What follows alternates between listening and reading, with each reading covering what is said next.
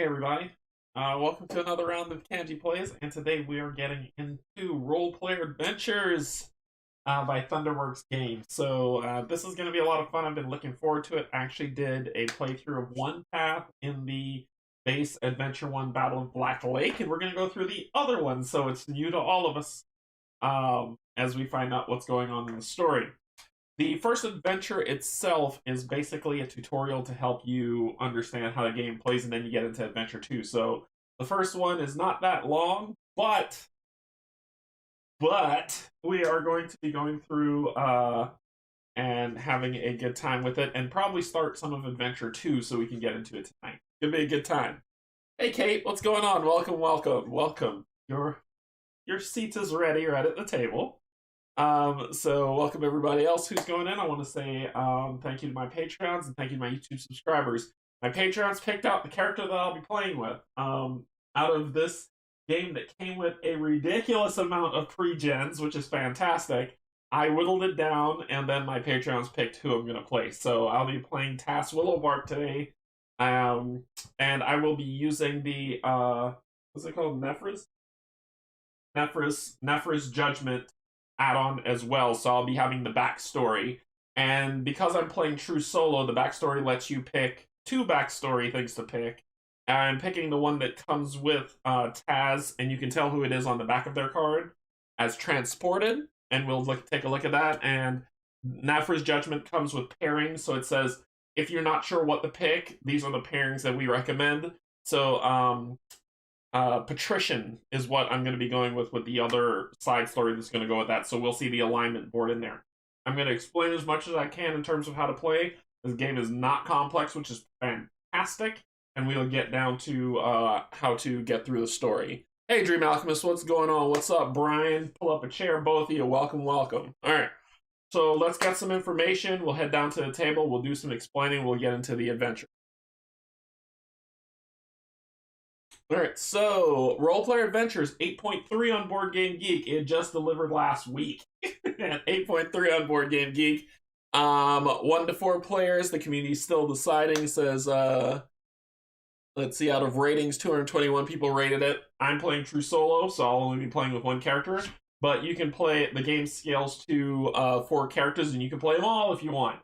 I like how the game balances you adding more characters, although I feel like a lot of people might not. I like it. I think it does it well to say, whether you play 1, 2, 3, or 4, the game's going to treat you the same. And I think that's really awesome that it does that. 90 minutes to 150-minute playtime, that's probably per full adventure, not including Adventure 1, which you'll see is probably about a 30-minute-ish run through of things. The age is 14 plus, the community says 10 plus. I completely agree with that. If you got kids, this is a great game to bring them in on.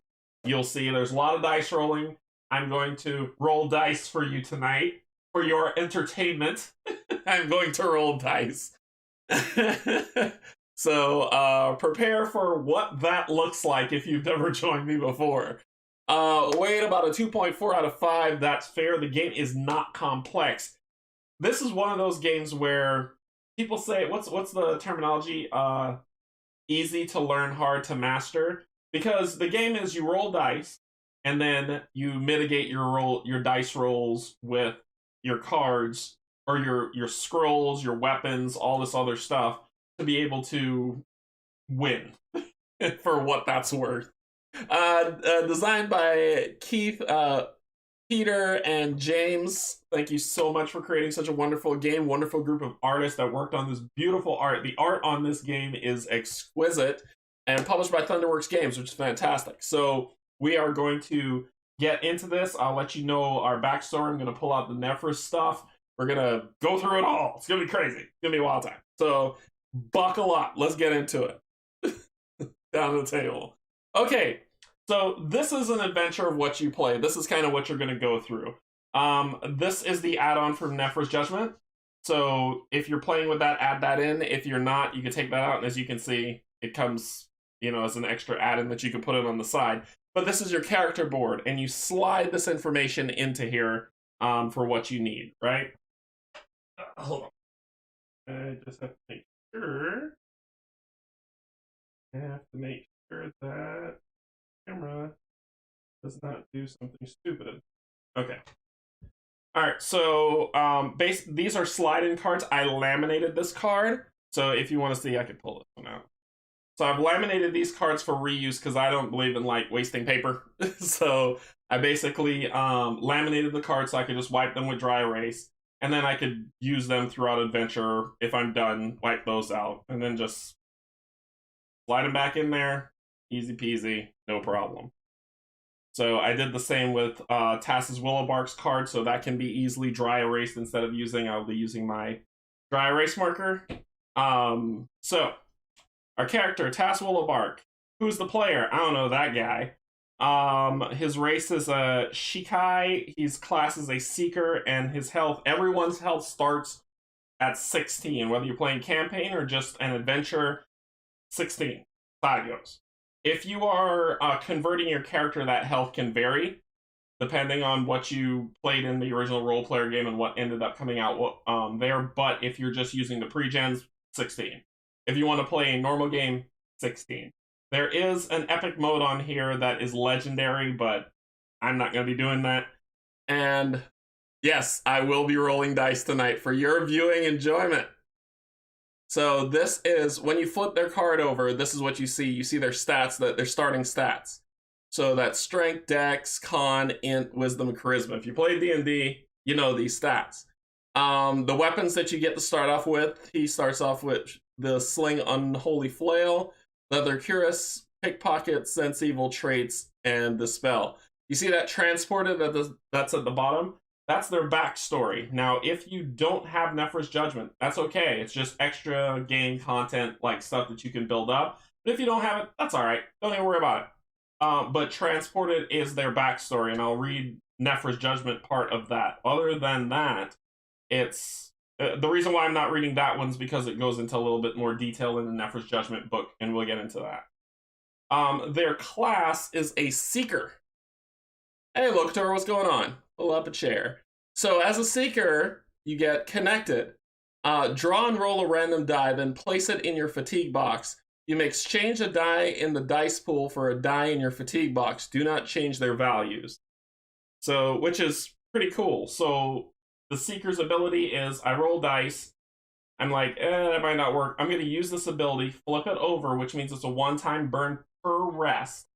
So flip it over, and isn't that?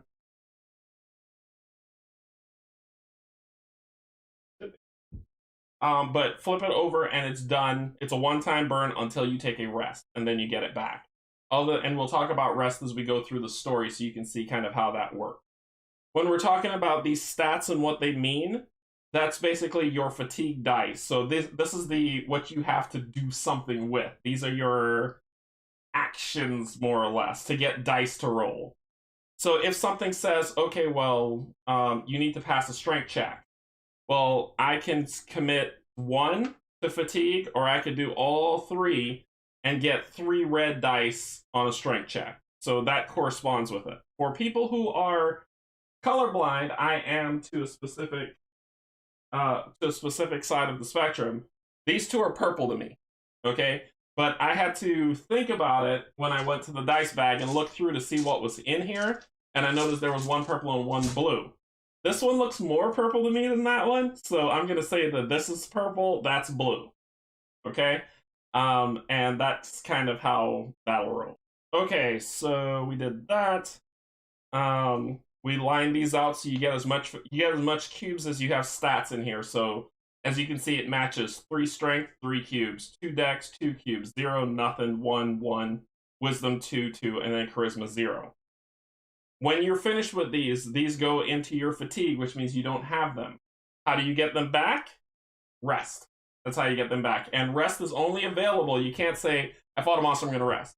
Rest is only available in as a action that you can do in the book. So if you don't see rest, you are continuing going until you can. Then we start off with their starting hand. Now this game, charisma is purple. Okay, good. Like I said, I can't tell. So I'm glad that y'all can see that. For their starting gear, which is what you saw on the back, this is their starting equipment: scroll, traits, armor, skills, and 2 weapons. that you have. These are the exact same things that are in Role Player if you've played those games before, except for they've been augmented to help you decrease, help with your dice mitigation, basically. You get to use all of them to start, but they all are in your hand. Now, let's talk about some stuff. When you use a card, the color proofing has a lot to be desired. The red and purple dice on cards are harder to decipher also. Yeah, I'm going to have trouble with the blue and purple because of my color blindness. I can't tell that. So hopefully you all will help me. It's written here that it says blue, so I'm going to believe that's blue, but it looks purple to me. Anyway, when you use an ability, right, when you use it, you put it in your discard pile, which is here. When you use an ability that has this symbol, and we'll talk about what these things mean. There we go. We'll talk about what these mean as I use them, because if I go through all of them, it's going to take all night. But when you use this symbol, it means spent. That's basically, I've spent it here, right? So that goes into the spent pile. After you're done with your skill check or combat or whatever you're doing, you take your discard pile only and put it back in your hand. The spent pile stays spent until you rest. So getting back fatigue, rest. Getting spent cards back, rest. Getting your one-time class ability back, rest. Otherwise, they are gone until you can. You don't have to shuffle these up. You don't have to mix them up. You get to use your whole hand and determine what you want to do. What's really cool about this game is that it's a deck builder too, because as you gain experience, you can go to the market. For people who've played Role Player, you can go to the market, buy more cards, and add that to your deck. So you're building out a deck of stuff to do. How does that help you from breaking the game by saying, I'm just going to play my whole hand and decimate it? Well, let's take you on over from the character sheet to the character campaign sheet. So in the character campaign sheet, there's some stuff that helps to make sure you don't go crazy. One of them is this play limit. This play limit means how many cards can you play on a test or a combat round. So right now, if you're playing true solo, it's 4. If you play 2 to whatever else, it's 3. That means that each player can only play 3 cards out of their deck. There's the strategy in the game, and this is why I was like, okay, you thought this through. This sounds amazing. I really like it. Out of all these cards I have and all the cards that I can get, I can only play 4 out of this deck of cards to mitigate my dice. After that, I'm done. Are there ways to get bonus plays in? Yes, and we'll talk about that in a second. If you are playing more than one player, you can basically what you can do is each player plays that hand limit. So let's say I'm playing 2-player and the play limit is 3. Then I can only play 3 cards from this character, and I can only play 3 cards from this character to help mitigate what's going on. Okay?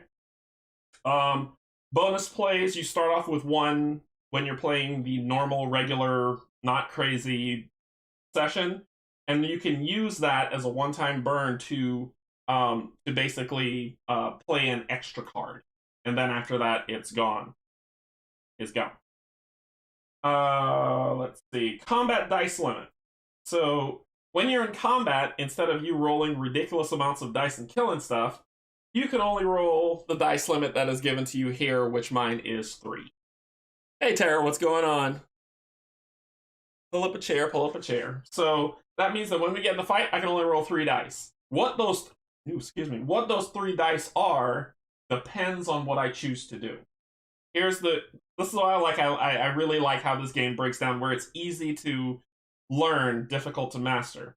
Let's say I'm fighting a creature that takes strength, right? I can say, okay, I'm not going to commit any of my skills to this fight, which then I can go into the bag and blindly pull 3 dice. And those 3 dice might be the color that I need to fight. But before doing that, I can build the dice pool by saying, I'm going to need a red die to fight this guy, so I'm going to use a cube, and I automatically reach in the bag and pull out a red die. I probably need to, you know, that other thing also says that black's in there, so I'm gonna spend one other cube. So I get to use a black die. So those 2 count towards my 3. And then I can reach in here and blind pull out the next one, which is a green. So you get to, if you have the cubes, you can pick what you want to do. Yep, bonus play is gone until you rest. Yep. Hey, Brian, what's going on? Pull up a chair. Hey, Elder Brian. So it builds that stuff out, right? To where you can, your cards, what you do, and will determine the dice pull. And then once you pull the dice, even if you go blind and it doesn't come up with anything, you can have cards that can help you mitigate stuff. So you'll see what I mean. It's really simple, but it's so much strategy in it on how you're going to do things. There's a campaign track on here that says, you know, you play from campaign 1 all the way to the final campaign. If you die, you fail forward. So there is true death in this game, but you have to die a lot for there to be true death in this game. Otherwise, you keep coming back and you just keep failing forward as you go. If a monster beats you, the story keeps going. It just keeps going. So, hey, Jason, what's going on? Pull up a chair, man. Pull up a chair. So it builds it all up for it to go. The mastery track is your upgrade track. So I have to spend 3 on the first track, which is the first 4 blocks of the mastery track. My attribute limit, max limit, is 4, so I can't exceed 4. Once I spend 3 experience, or should I say 3, 6, 9, 12 experience, I can then, my attribute score limit then jumps up to 6. So I can do, let's say I spend 12 experience that I get, and I'll explain what experience is. Then I can upgrade these stats by going along the mastery track. Each check is 1 point that I can upgrade any one of these skills, any one of those skills. So let's say, for example, I want to upgrade con, and I have 3 experience when I'm allowed to upgrade. Then I spend the 3 experience, check that off, and I can put 1 in con, which will get me 1 cube, which is pretty darn cool. That's XP. Gold, for a true solo mode, you start off with 7 gold. Otherwise, you start off with some number that I don't know because I don't care. I'm playing it true solo, but people who care, it's in the book. Titles. Titles are cards that you get. Is this the title deck? This is the title deck. So the title deck is, nope, don't look at it. It's evil for you. Don't do it. So when you get titles, you acquire those, and titles go here. And they travel with you throughout the game. Rest tokens, if you get rest, which is this guy. The rest token. That's that. So when you rest, you flip this over, and it says, hey, you already rested. That's it. It's just a rest token to say whether you've rested or not. It keeps track of it. You can get, as the story goes, you can get rest tokens back so you can do more resting, which is fine. And then keywords is something that you build up over time. That's part of the book that helps drive the choose your adventure side of this. And you'll see exactly what that means. There's no craziness to it. The bottom track here is the favor across the kingdom, whereas the king's favor, the Starlight Door favor, and the Dragul favor. They will shift as you make your decisions, and those shifts will have impact on your game. So be mindful of what you want to do and how you do it, because it does play ahead to you in the future. Okay, let's see. We went over this stuff. This board here, what you see in these numbers, is this side is the patrician, which says that in Adventure 2D, there is a backstory token that I can use to play to find out more about my backstory from Nephra's Judgment. From the Transported, there's one on 2C, and so it goes, and so it goes. So those story markers get put out as I play. And that could affect my alignment, which could affect cards, which could affect the story, which could affect some secret cards that I get. It all plays out. All right. Sorry, Derek. I know you're covering a lot, but I do have a question. When you get a chance, I have all the other role player content. Does any of that transfer over to this? Yes, Jason, it does. It does. Here in the role player rulebook that you have, what you do is you play role player just like you do. You play monsters and minions if you have that and you want to play it just like you do. And when you're done, you flip to page 6, and it says importing your character. Let me hold that up. So basically what this does is it walks you through taking your character from role player and importing it into this game so the adventure can continue with the character that you create. None of the components, in terms of the cards that come over, what you would do is you would find those cards in the market deck and add and basically swap them out. So in role player, if you had a sling, right? If you had a sling, it wouldn't have this verbiage. It would just have something for role player. You swap the two, and this becomes part of your deck. And it tells you exactly how to properly build that starter deck that you're going to do to go onto your adventure. So, yep, you definitely can import your character from role player over. Or if you're saying, well, I don't have role player, I don't want to get it, I just want to play role player adventures, that's perfectly fine too. If you watch the unboxing, you saw that this game also comes with a beef of pre-generated characters. A beef, I'm still going through them, of pre-generated characters that you can use as you wish and play it that way, however you want to do it. And Kate's right, the components themselves don't transfer over because all the components that you need for the game are here, but your character can fully come over. 36 pre-gens, so you got options. You do not have to own role player or any of the previous content to play this game. However, it's a fun game. I think you should get it. So, okay, we went through this board. We went through this stuff. This is the skill book. I'm not digging into it now because you're going to see the skill book and I'm going to explain the skill book when it's time to check a skill, which will be really soon.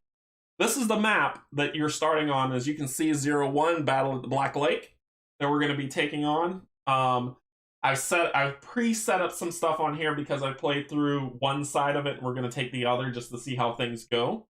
But I've pre-set up what we have to do here. The book tells you exactly what to do as you'll see this stuff get named off. Okay, I think we've gone through it all. This is experience. Those are experience points. Factions. Yeah, we're good. Okay. Let's start off with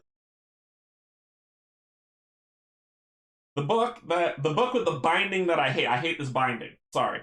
Alright, so let's go with Patrician. Actually, let's go with the one that's on his back, which is... Yeah, let's do Patrician. Patrician. Alright, Patrician. Him. Says, you've come from a distinguished family. Material things have never been your concern. Life in your stronghold bores you. So you've decided to seek adventure. Take me with you, Eunice demands, but your sister is still far too young. With tears in her eyes, she promises to write. Your father barely glances up from his books as you pack your bags. Traveling under a false name to hide your royal ancestry, you head to the city to start a new life.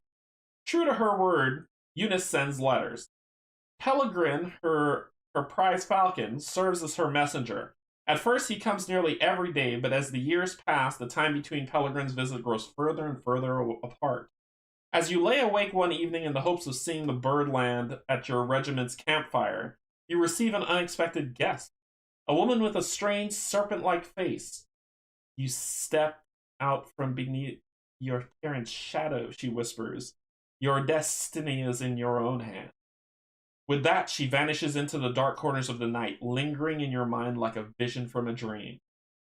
So, that's our starting for the Patrician. And for the Transported...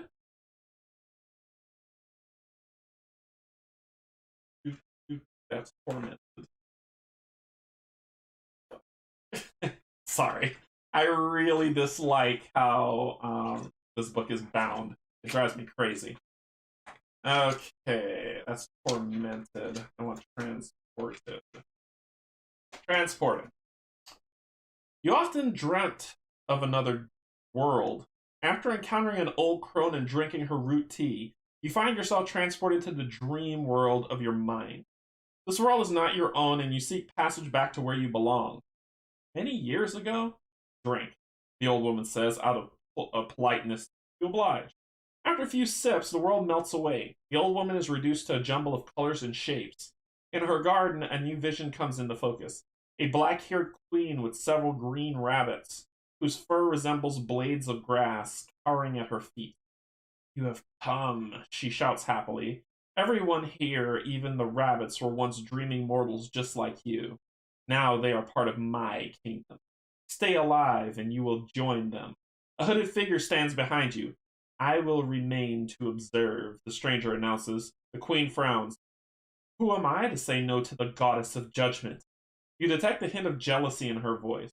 As the years pass, you pay many visits to the queen's kingdom, though accessed only when you sleep. Her realm exists independent of your mind. It is as real as the waking world, and just as treacherous. Yay.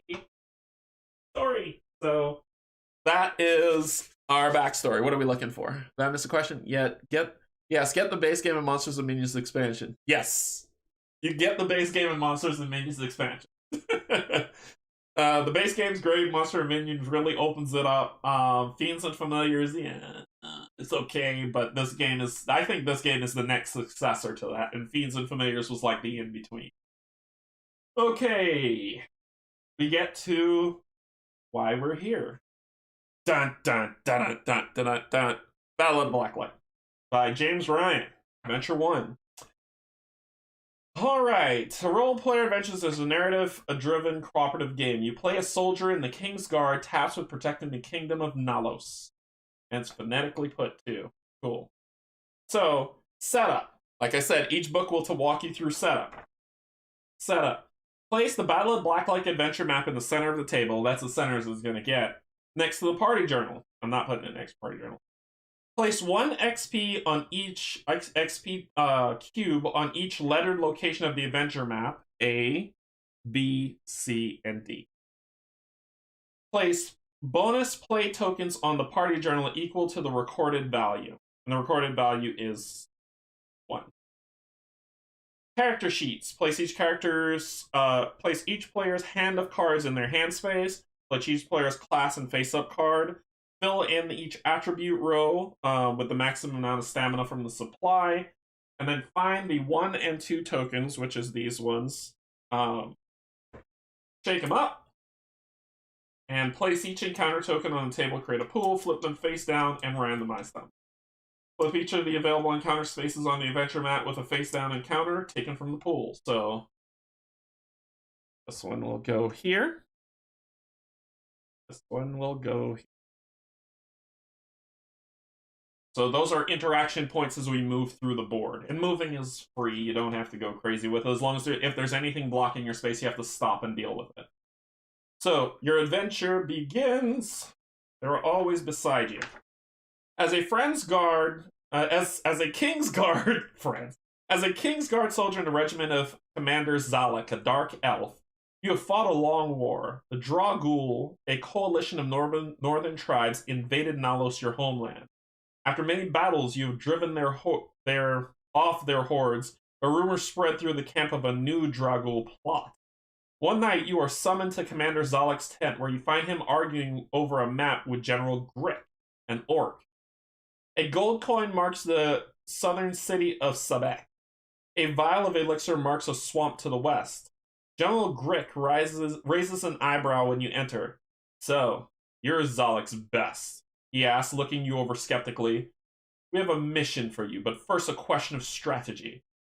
Zalek wants to take your regiment south to investigate a threat to the capital, says Grick, pointing to the coin, then pointing to the vial.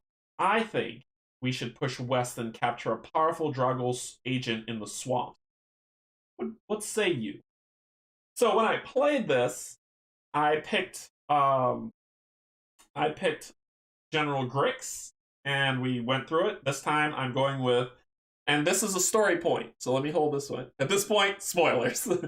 So I went with this first one, side with General Grick, learn more about the Dragul plot, but this time I'm going with side with General Zalek, investigate threats to the capital.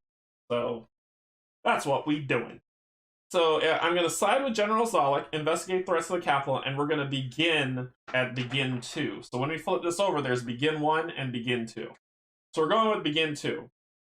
You point to the coin, and General Grick pats you on the back with pity. Well, he says, good luck to you. He collects his vial of elixir and exits the tent. Recording keywords. So we're going to record the first keyword, which is Zalek. Z-A-L-I-C. In our keyword stuff. And then we continue on. Rick wouldn't hear my counsels, says Commander Zalek, and he won't hear yours either, but I'm glad to know I have your trust. As for your mission, leave now and travel due east until you reach a small enemy encampment. A special operative of King Theron will meet you there. Commander Zalek rolls up the map. You can keep the coin, he says. Gain 1 coin. Hey, hey, hey. Money. We gain a coin. Add it to the coin bank.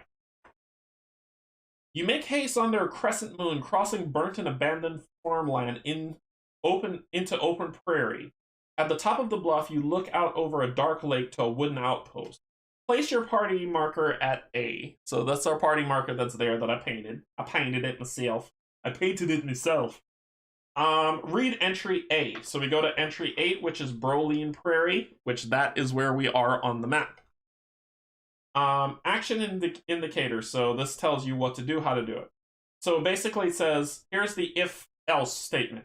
If there is no XP at this location, read A1. Otherwise, collect the XP. So that is XP that we get. Oh, and I forgot we start off with 1 XP. We start with 1. Forgot about that. Collect the XP from this location and continue reading. As you look out over the lake, a voice calls from a thicket behind you. Here to join me? You turn to discover a friendly halfling roasting apples and hairs by his fire. You look like you could use a meal. You disregard the halfling and he chuckles, then stands to salute you. Tarek Nolan, special operative of King Terran, confidant of the immortal knight, and bearer of bad news and terrible secret. Now come, eat and rest, for we have hard work ahead of us. As you eat, Tarek speaks in a hushed voice. The lake below is dark, for the Dragul... is it full of terrors? For the Dragul filled it with the blood and ashes of their dead. Our mission is to secure the outposts. The northern shore is guarded by an encampment of goblins. Weak, but many. That's the north. Gnolls stand watch to the south. We need to eliminate both camps, so take your pick. You go one way, and I'll go the other. Burn down their camp to signal your progress. I'll do the same. Tarek pulls something from his pack and tosses it to you.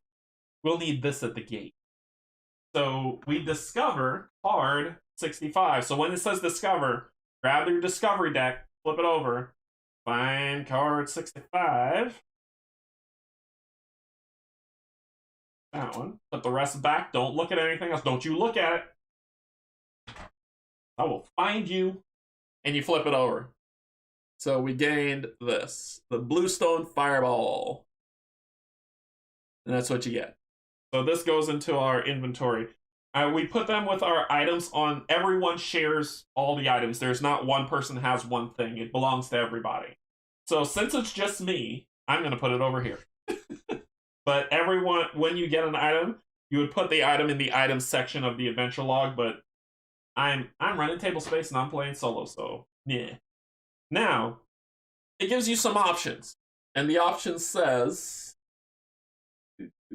So we reveal discovery card 65, and then we're able to use an item if we want. So if we wanted to use this, we would go find A65 and read what happens if we're going to use it. If we are... Because it's 65 and we're at A. If we're at C and we want to use this item, we would do C65 and look up where that is in the story. If we come over to D and want to use it, we would do D65 if we want to do it. Does that make sense? And you can mix items. You actually have to in this game, but you can mix items. So if you're going to mix items, you're going to take the lowest number, the highest number, well, your location, the lowest number, and the highest number. So let's say we have 3 items, 3, 4, and 5, right? If we're at D, then we would say use item D345. and then look up what that does as you combine the items. So there's a lot of mixing and crafting that can go into this game, but we got that. So we can either use an item or move to another location. Cool. Alright, so we are going to move to another location. Now, when I played this game last, I went to the Gnoll camp. I'm heading to the Goblin camp, so we're going up first, going here. Well, when we move, we hit this thing.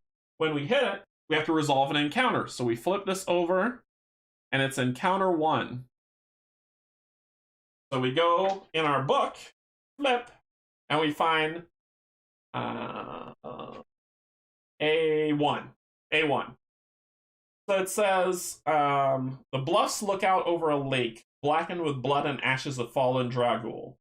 We can either use an item, rest. Oh, wait, did I do that wrong?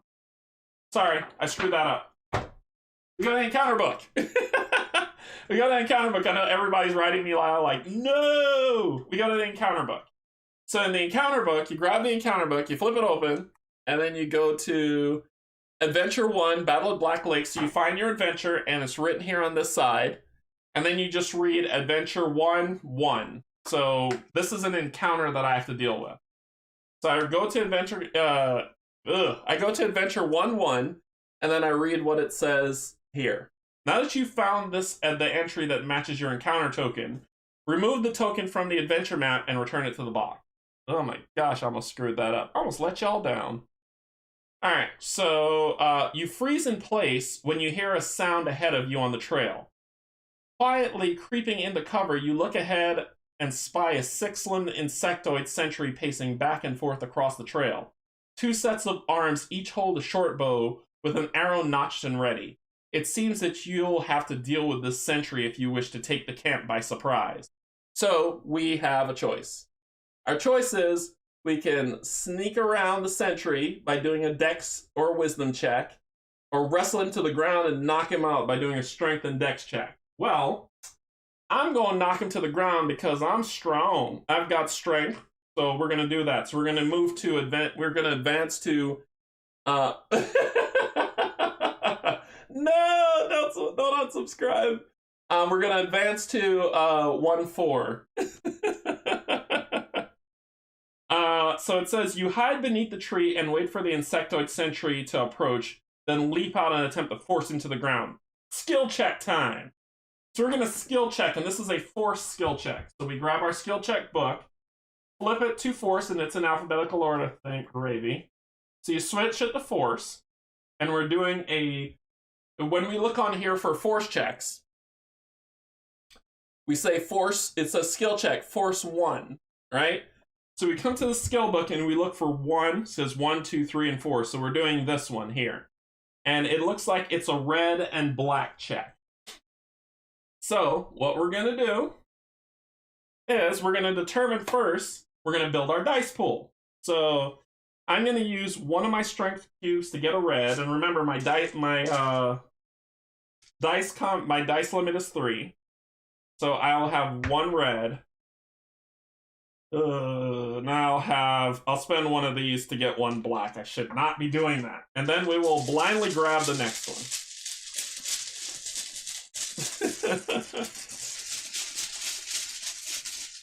We got another black. What I'm talking about. And then you roll them.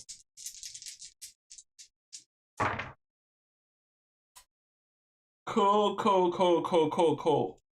So we've got 2, 1, and 6. Well, I need a red 2, a black 4, and a red or black 3. And that's what this says. And I'll hold this up if you can't really see it that well, so you can see a red 2, a black 4, and a red or black 3. Dice limit is 4. Look to the skill level. Oh, sorry. Dice limit is 4. Oopsie. That's mistake number 2. That's mistake number 2. There you go. Alright, so that's when I'm fighting is combats 3. When you're testing, the dice limit's set there. You are correct. Alright, so now what you do is you grab your cards and you say, how are you going to mitigate these dice to get that check to work? Well, we're dealing with red and black. Blue. I can add a black die, but that loses that card. I can flip a black or red die. This says, this one here. So let's talk about what our cards look like. I'm sorry. I'm trying not to make mistakes. I'm nervous. I'm nervous. That's what it is. Come on, focus. What are you looking at? There we go. So this card says Sense Evil. I can flip a red or black die from one side to its other side. Right? I know if you've played role player when you've acquired an attribute, you or not an attribute, but a die, you are able to do abilities. This is one of those abilities. I can add a black die, but that card is an exhaust. I can decrease a blue or green die by 1 or 2, and if I spend 2 stamina from con, I can return this to my hand. I can pickpocket, which is I can make 2 blue die flip sides. On the Unholy Flail, I can increase a black or purple die by 1 or 2. That could work. Leather Cuirass, I can re-roll a black die or a purple die. And this one, I can make any color a blue, or any color that I have, I can make it a blue or purple die. And those are my starting cards. So, I can use this card, increase a black, it says increase, not decrease, damn it. I can increase by 1 or 2, so I can make this one by 1 to make it a 3. I could do that. That would cover the 3. I need to decrease that one by 2. I could probably re-roll it. What is this, a 1? I could probably do a re-roll, or I can probably do a re-roll. Yeah, I could probably re-roll a black die and see what happens. Hope for the best. But that red die is killing me.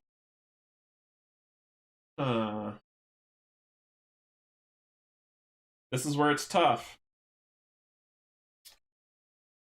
This is where it's tough. Let me try the re-roll. Remember, I can only play 4 cards. I could try to re-roll that black die. That's 6 to see if it could be... If that could be a 4, I could do this. Maybe. Probably. Not really. So let's try this. I'm going to discard this to re-roll this die. One time I roll a 6, right? Ah, the worst. Okay, so that was 1. I'm going to play the Unholy Flail to increase this one by... I guess it doesn't matter. Well, I can increase this one by 2 to make it a 4. I can do that. And then I can spend 2 stamina from Dex, which I don't have. Dang it.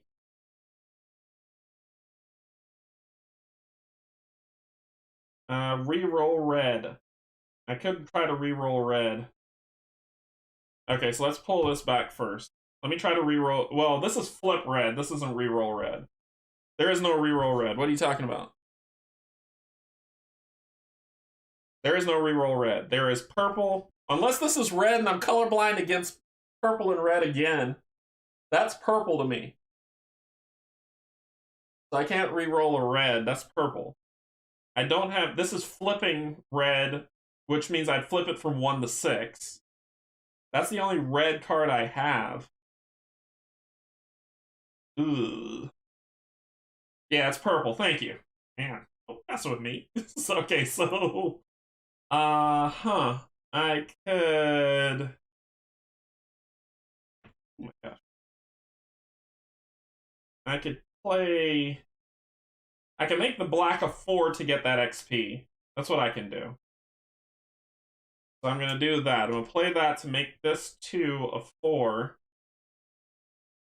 And fill that. So I've played...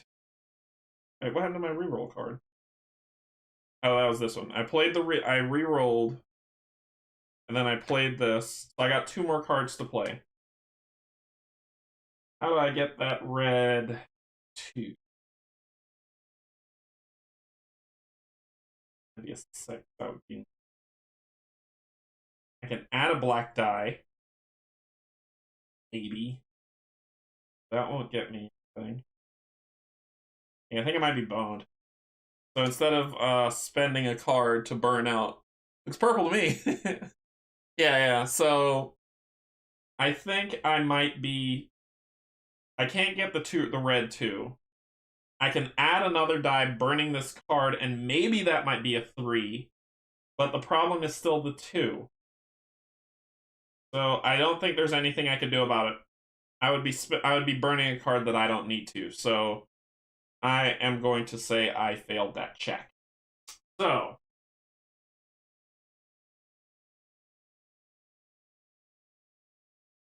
yeah, I wouldn't use more cards. So what do? I failed the check. I collect the XP that's there even if I fail it. So I got one of them. So I got 1 XP there. You take the dice, put them back in the dice bag, close up this book, go back to the fail check, and let's read what happens. So it says fails. He evades capture and raises an alarm. Advance to A10. A10. You pounce quickly, but not quickly enough. Oh, sorry. Then take my discard pile and put it back in my hand. You pounce quickly, but not quickly enough. The insectoid sentry springs away and sounds his horn, raising an alarm in the camp ahead. You hope that the rogue is having better luck on his side of the lake. Record the keyword alarm. Alarm. Tarek is handling his side of the lake. Remove the other encounter token from the adventure map and return it to the box. So you don't get to see what that is, but I already know what it is because I did it in the previous one. Continue to A14. So they're short things to do, right? They're short. Before heading forward to the camp, you take a moment to catch your breath. The crescent moon reflects eerily off the glassy black surface of the lake. We can rest or move on at this location. So I've got 2 dice and fatigue out of whatever is going to come up here. So instead, I am going to rest. And how you rest is, and I'm doing it just to show you how to do it, right? Just to show you how it's done. How you rest, I should have used my ability and then I could have rested and got it back. Okay. This is the stuff you got to keep track of. How you rest is it costs you 1 XP to rest. Just straight out the bat. If you want to get more dice to roll to recover, you could spend additional XP to do it, but I'm only going to spend 1. What you do is you reach into the bag, you grab a die, it doesn't matter the color, and then you roll the die. I got a 6. So that means if I had 6 fatigue in here, I would get 6. I would be able to move 6 back, but since I have 2, I'm going to put them back in their respective locations. Get those back. If I use this, flip it back over. I took a rest, so I flip the rest token over, saying that I took a rest. I'm good. Yeah, the flow of the game's really good, Tara. It's a lot of fun. And we move on. So then when you rest, you just stop at this piece, and then you continue on as you go, and everything always reads from top to bottom. So now we're going to move to our next location. We move to the Goblin Camp. So we switch over to... That is not where B. Battle at Black Lake B. Oh, sorry. That's the encounter button. Battle at Black Lake B.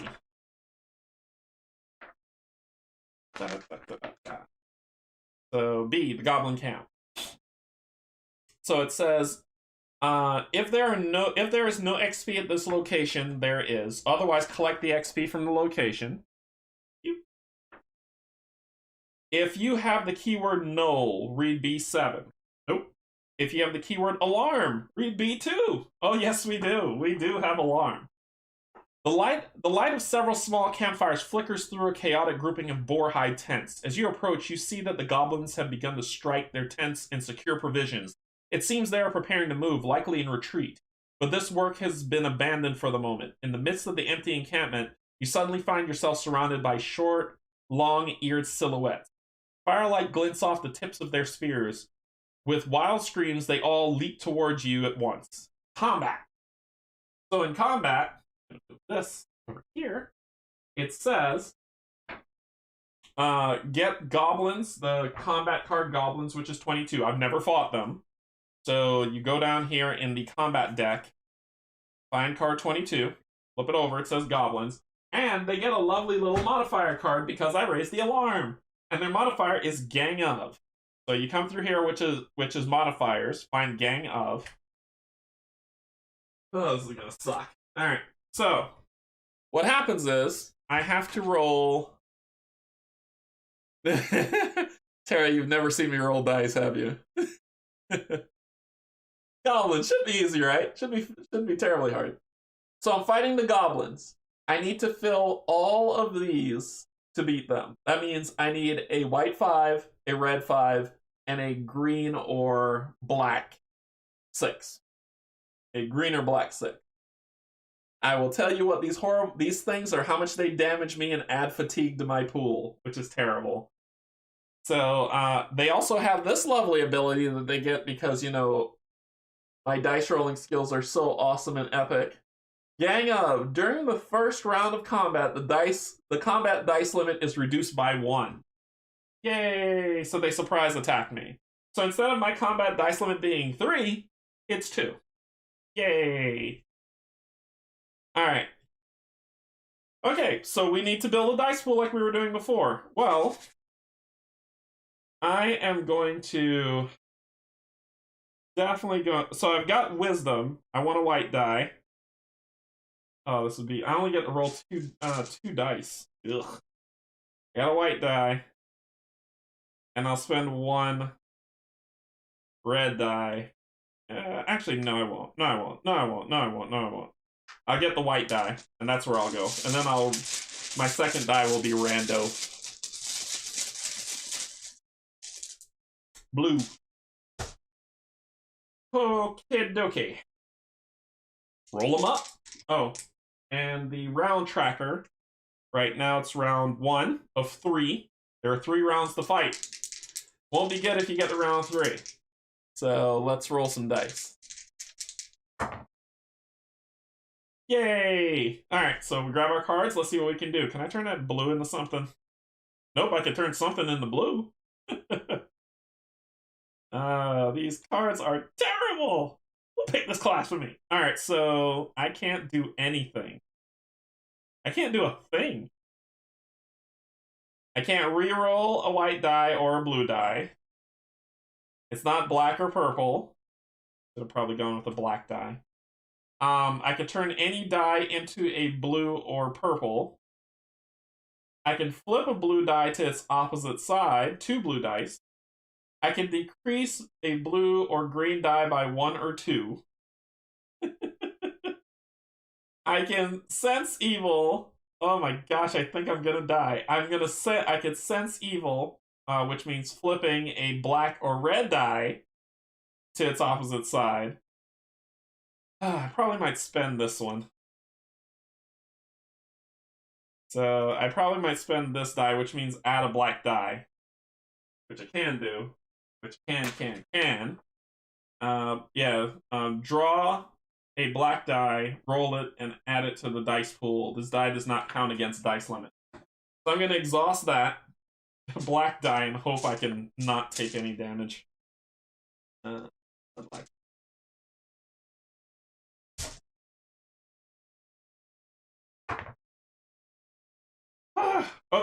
Wait. I could do something with that. I could increase it by 1. Not the greatest, but at least it helps. So I'm going to spend this card to increase this die to 6. Put it here. Woo! Okay. My secret ability, draw and roll a random die, then place it in the fatigue box. You may exchange a die in the dice pool for a die in the fatigue box. Do not change their values. Sure, why the heck not? Because I am... So I'll use my ability. Reach in the bag. And hope for a red. That's another blue. Roll it. Add it to the fatigue box. So I can switch out for blue whenever I want. It does not help me. Not even a little bit. Not even a little bit. Not even a little bit. I don't know what. I don't think I can do anything. This will just end the round. So at the end of the round, I will take 3, 6 fatigue. So 6 fatigue goes into my pool. So what happens at this point? I have 16 health. If I ever have 16 fatigue or more, I am exhausted. Oh, that's just awful. Then we go to round 2. Actually, it should be 7 because it's 1 more. It should be 7. More times you can use that card, the more dice you have for your adventure. Yeah. So round 2. Round 2. We put these dice back in the dice bag. That one stays there, and then we move on. Now we can do 3 combat dice. So I'm going to do a red, another white,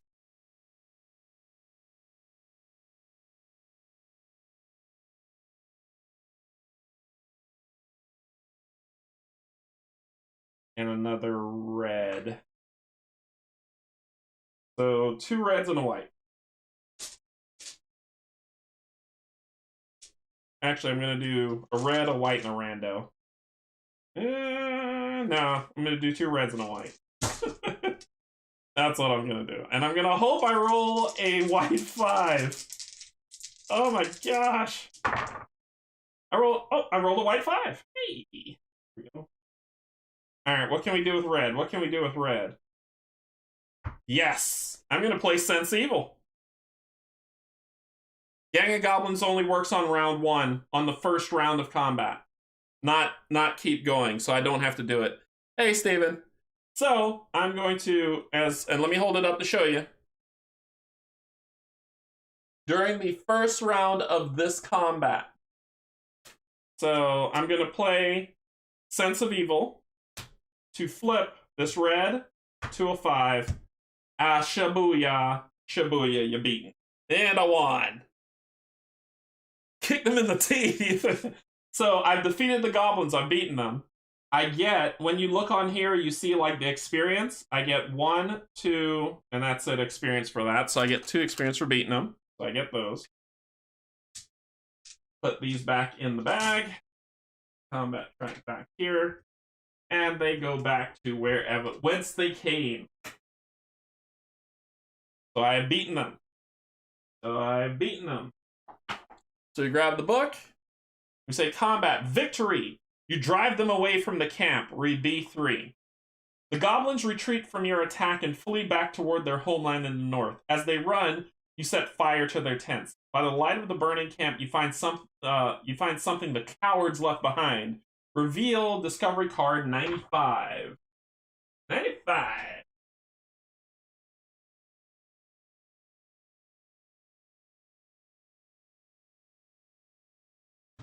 We found an ancient key. So we add it to our inventory. Record the keyword goblin. Okay.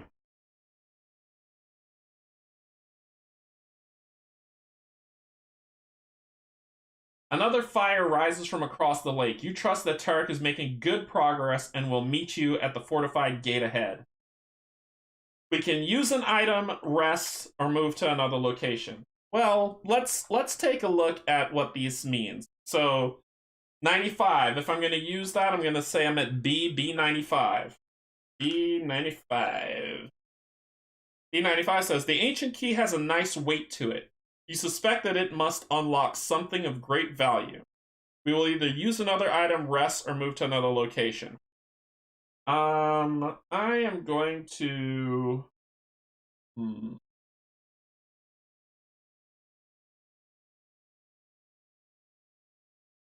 I don't know what to do.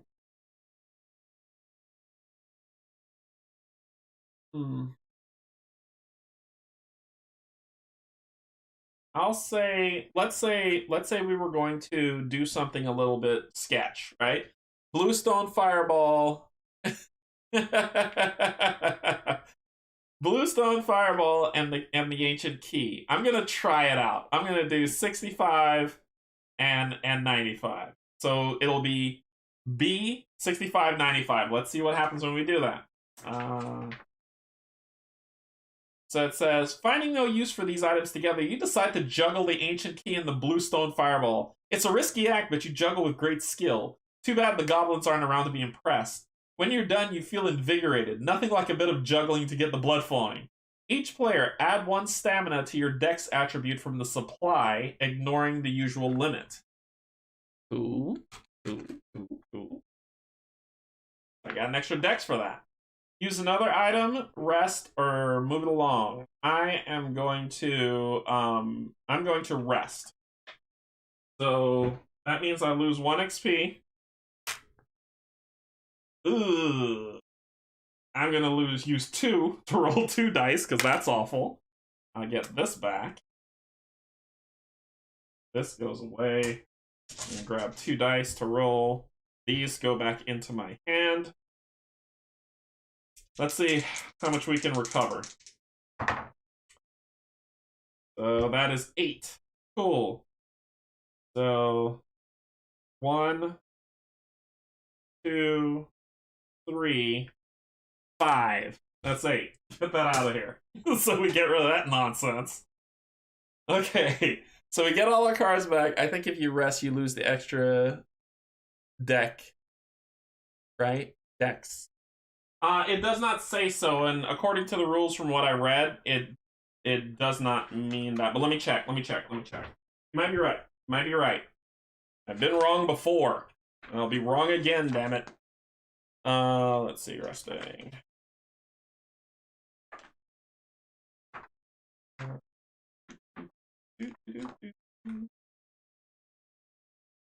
Character advancements, combat, skill checks, resting.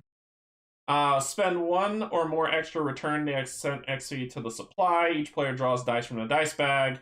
Roll the dice and return stamina from their fatigue box to the supply.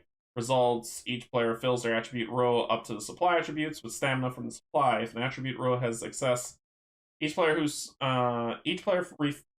their attribute row up to their attribute scores with stamina from the supply. If an attribute row has excess, the excess is returned to the supply. There you go. End of adventure. Oh, cool. Okay. So, alright, we're all rested. We're good to go. Actually, we couldn't rest. All that means nothing what I just did. I have to undo it all. Because we couldn't rest. Give me my 2 back. 1, 2, 3, and the 5. Because we couldn't do it. Not happening. So we're going to move to another location. Boink. Okay, so we're at D.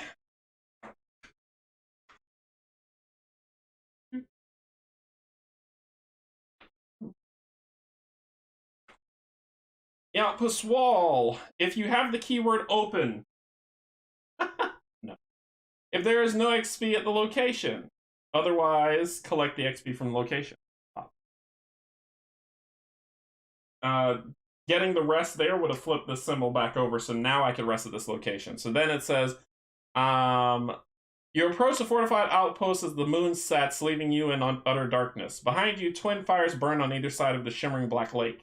You feel your way across the rough wood of the outpost's massive gate, but can find no handle or latch.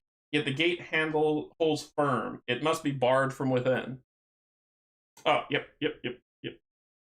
I'm about to rest now, so it doesn't matter. I just remembered I couldn't do this. Yep, so I used that guy, and that guy. There you go. Okay, where was I? Oh, yeah.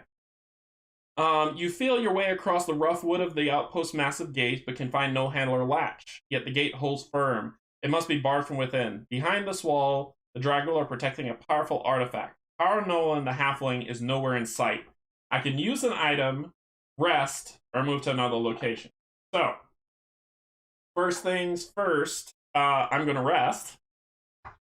Which, let's see what happens this time. So we got back to 8, which is what we rolled. Let's play it back like we're supposed to. And then we flip this over, and we're good. And then we flip this back. Cool, we're good. Right back where we at. Oh. Also, you get your blue dice back. Listen to Kate. Hold on, I'm reading. It takes, remember, there's a delay. Combat resets, rest. Okay. So, anyway, we're back to where it was. I rolled an 8 again anyway. So we're good. We're good.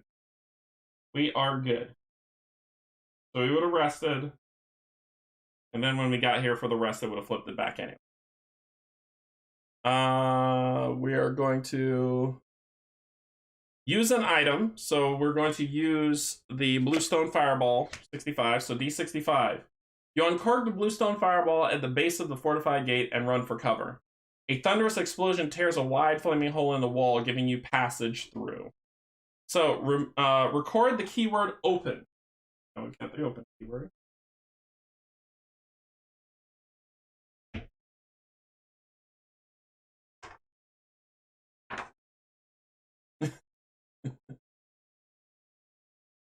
Do y'all remember what number the blue dice was that I had in here? I don't remember what it was. Somebody, if they remember what it was, let me know. I don't remember. 2, thank you. All right, so where were we? Record the keyword open, reveal card 16 and place 1 XP on it.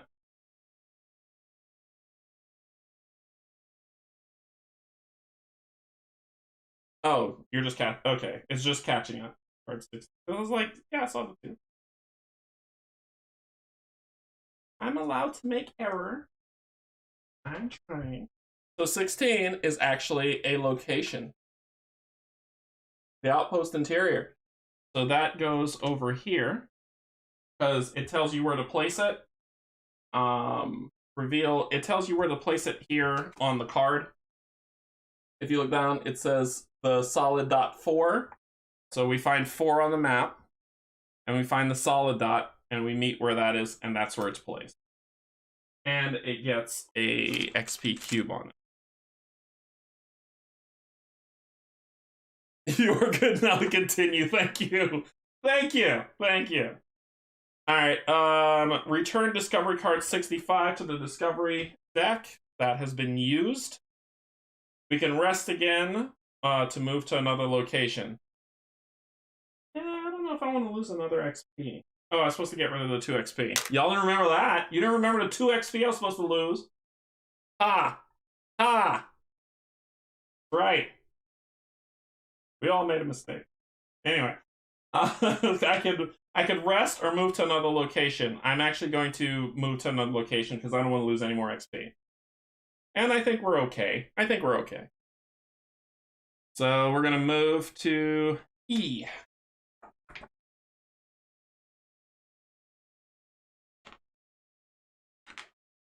Outpost Interior. If you have the title Revealer of Secrets, no. If you have the title Rogue's Accomplice, nope. If you have the title Aid the Ogre, didn't do that either. Otherwise, collect the XP from the location and continue reading. You pass through the smoldering hole and enter the Dragul outpost. Its massive wooden walls are solid but roughly constructed.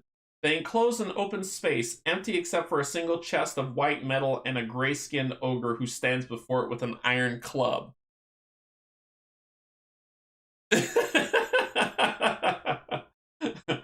The ogre shouts in the Dragul language. It's gibberish to you, as if he were making all the sounds but none of the sense of Nalos common.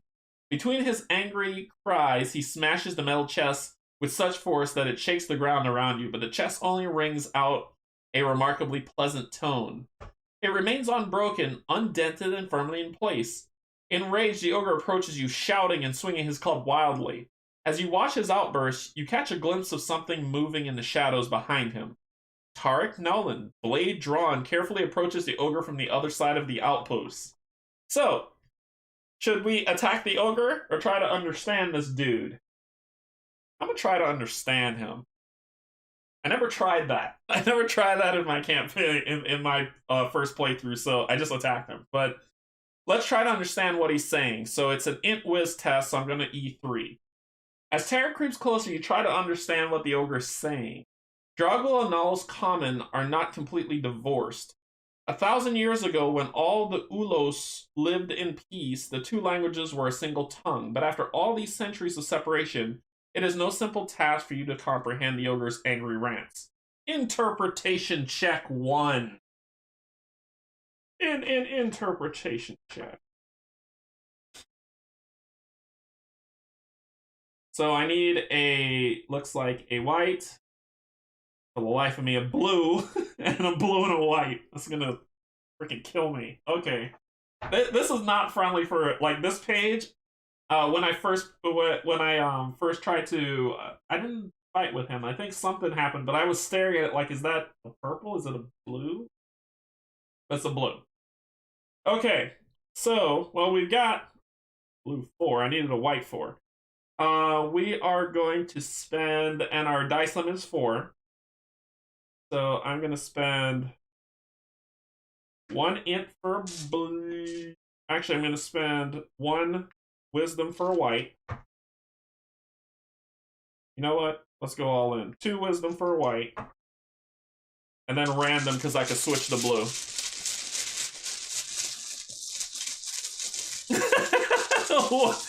What can I say that's worthwhile? So 2 more dice. There we go. Alright. Rolling. Alright, so our play limit is 4, remember that. Well. What's this flip to? 5? Do I have a 4 in here?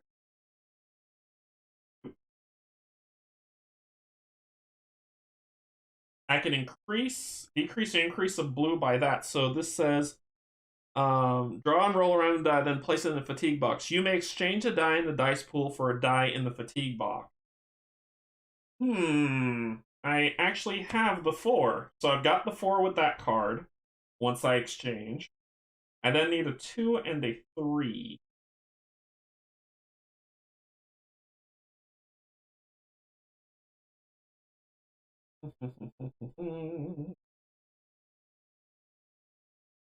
I could re-roll a purple and then switch that purple to a blue. I could then trade out that blue to get that 3. The 2 is the stinking problem. The 2 is the problem. So I've got a plan for using 3 cards to get me what I want. I need to get a white 2. I don't think that's possible. I don't think I could do this, but let's see about getting some XP. Let's see about getting some XP with what I have. At least that before we fail. So first things first, it says that I can exchange a die in a die pool for a die in your fatigue box. So, or I can just make that a blue and just be done with it. So I'll do these 2. Instead of doing the exchange, because I might need the blue for something else, I will do loyal to turn that purple to a blue. I will then use sling to decrease. Wait, that's decreased. Where's the other card that increases it? Ah, it's a black die. Dag nabbit. Decrease a blue or by 1 or 2. That is not what I wanted.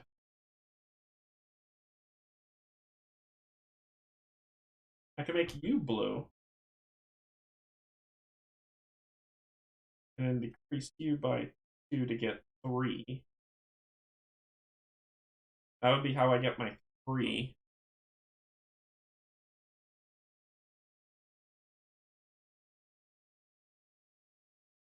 They don't really explain, I guess. I guess I'm trying to find. So basically, Dream Alchemist, what I'm trying to do is I'm trying to find the best way to make it work. I know with the cards I have, I can't. If I'm going to burn Seeker right now, which I really don't want to do, but if I burn Seeker, I am going to reach for another die, roll it randomly. Maybe that die might be what I need, maybe not. But then I will have burned Seeker when I don't want to. I don't think I want to. Like, the risk is too great. What if I pull a green? It wouldn't matter. I can't make it. I can make a green a blue, but that doesn't get me. Maybe I might get a white. Maybe.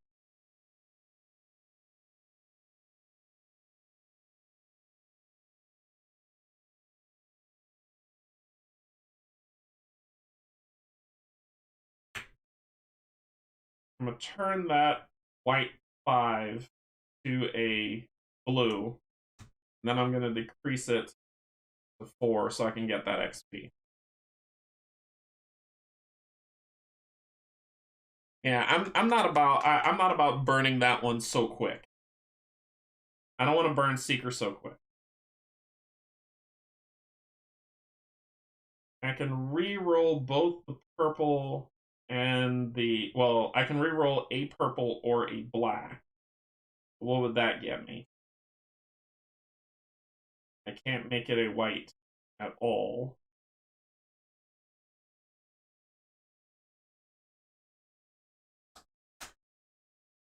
If I only had a thing to increase a card, that would be so much better. This just does not work in my favor. So I failed it. I'm gonna fail it on purpose. When you rest, you get Seeker back. Always works to build a fatigue dice box selection. Agree until you actually use the Seeker dice. There still seems to be available.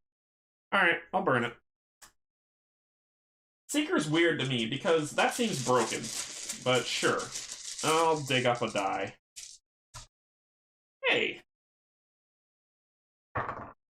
Hey! Look at that! Okay. If that's the case... Oh, and I burned the die to... Ooh! I burned the thing to turn one into so I get another XP. Well, this would go here, and then I trade it for a die. I'll trade it for... Black 6. I can re-roll the purple, but I can't turn it into anything. That sucks. Because this one would have been, I could have turned it into a white, but I can't increase blue, so it would have been pointless. Oh, that was so close. That was close. Because I can't redo it. With the purple, I could re-roll it. Nothing there. Even if I swapped it with a blue, I could flip a blue from a 2 to a 5. Doesn't mean anything to me. I can add a black die.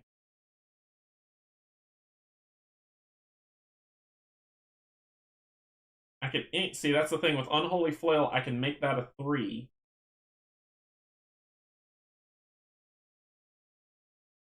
But I can't convert it to a white or a blue.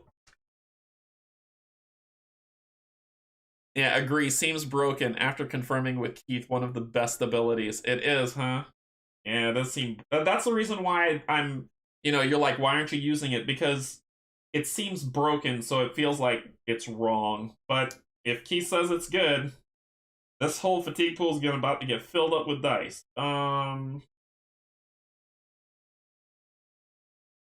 Yeah, so I failed it, but I'm gonna get the 2 XP, which is fine. You can use the blue dice and re-roll. Re-roll what? Re-roll what? I can't re-roll blues. I can only re-roll black and purple, and that's it. I cannot re-roll blue. I mean, that would be cool to swap it out and then re-roll it, but I can't re-roll blue. I can only re-roll black and purple. That's all I have. Right. So I'll get the 2 XP. Yeah. So I get the 2 XP for failing this. Put these dice back in the bag. Keep on trucking. So I failed. I failed on trying to understand him. He growls frustrated with you and attacks. E11. E11. Let's close this because I'm 0 for 2 on the skill book. The ogre growls impatiently with your failed attempts to understand him. He swings his iron club wildly and races towards you. Combat Tog, 52. This I do know, because I fought him before.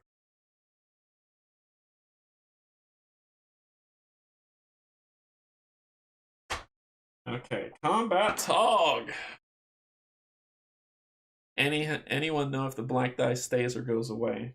It's a swap. Yeah, I don't. Seeker ability seems busted to me, so if y'all know, let me know. I'm just kind of running on faith on this one. Combat Tog, and we fight him. It's war, people. It's war. Oh, I was supposed to get these guys. Okay, so we need a red, a white, a blue, and a green. And my combat dice pool's 3. Black stays 6. So I want a red and a blue for sure. Actually, just a red. I already have a blue. I get a red. I don't have a white to use. Don't have greens. I'm going to use the force. And I've got a blue. So 2 more dice.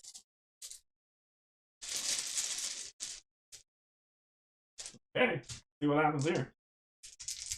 Let's see what's happening here.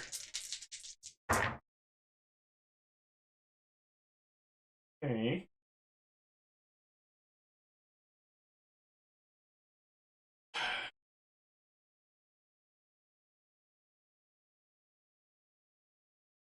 Increase the blue by 2. Turn any color into a blue or purple. Increase a blue or green by 1. Hit dispel to do another black die.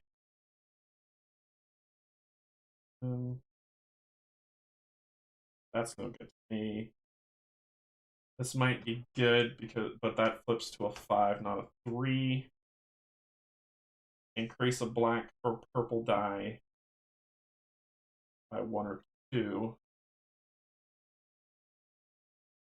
I can flip a red. Could be a 3. And I can make that 3 a blue. Because that's a nasty hit that's coming. That's a very nasty hit that's coming, but it would be such a card burn. Oh, man. What's my make anything? It can either be a blue or a purple. No access to that blue. Nothing that I can really use. I've got... Alright, so let me lay these out here so you can see. I've got Loyal. I've got Unholy. I've got Pickpocket. The Leather Caress. Sense Evil. Dispel. So these are my cards. So I've got reroll black or purple. Change any color to blue or purple. Increase a black or purple die by 1 or 2. Pickpocket, flip 2 blue dice to their opposite side. Decrease a blue or green die by 1 or 2. Roll another black die, or flip a black or red die to its opposite side. Flipping a red die to its opposite side would get me to 3, which would, then I turn it into a blue, burning that card, so that's 2 cards to cover this one, because he will do 3, 6, 7, 8, 9, 10 damage to me if I don't. Wow. I think I would be 1, 2, 3, 4, 5. I would be fatigued immediately if I don't do that. Yeah, I would be fatigued immediately if I do that.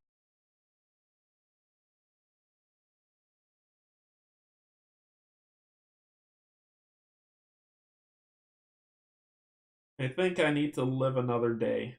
So I can flip the red, turn it to a blue, cover up the 3-hitter, take my lumps for this round, and then hope I pull better next time. That's probably my best bet. This is not a great starting hand. I need to curate my hand for sure. So I'm going to Sense Evil,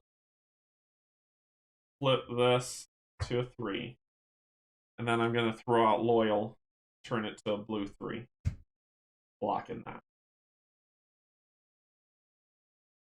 Anything else I could... Anything! Yeah, that would have been a 5, not a 3. Hmm.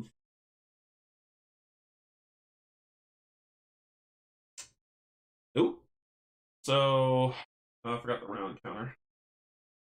So that's round 1. He's going to take 1 XP away from me. And then he's going to hit me for 3, 4, 5, 6, 7.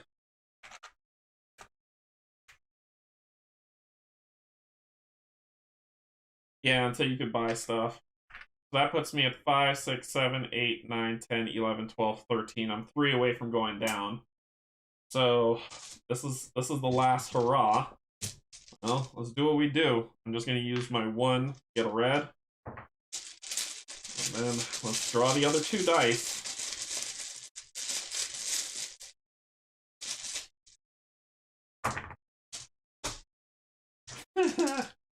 Alright, let's see what happens here.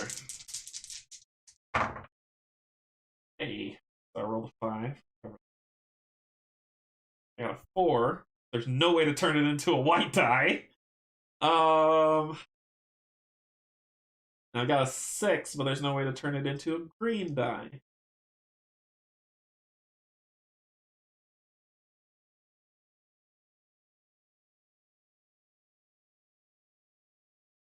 Let's play even that would just add a black, which would do nothing. I got a whole lot of nothing. I can make this work if I could convert stuff, but I can't. So I gotta go exhausted. With 2-player using pre-gen, have 14 cards to manipulate dice. Yeah. But I wanted to try true solo. That's okay. So he's gonna bash me in my face, and I'm gonna be defeated. So let's talk about what that is. What happens there? That's E, right? E. First, let's talk about exhaustion and what exhaustion looks like in this game, because you don't die, fail forward. So exhaustion. When the amount of stamina in a player's fatigue box is equal to their current health, they immediately become exhausted. Any more stamina that would be added to their fatigue box is ignored until they are revived. Exhausted players cannot use class abilities or spend stamina or do anything. They're just kind of hanging out. If the entire party is exhausted at the same time, the story will instruct the players to mark the next box on the death track and read the corresponding death entry in the Tome of Encounter. Okay. So, Tog beat my butt. Fight Tog. Defeat. He thrashes you. E7.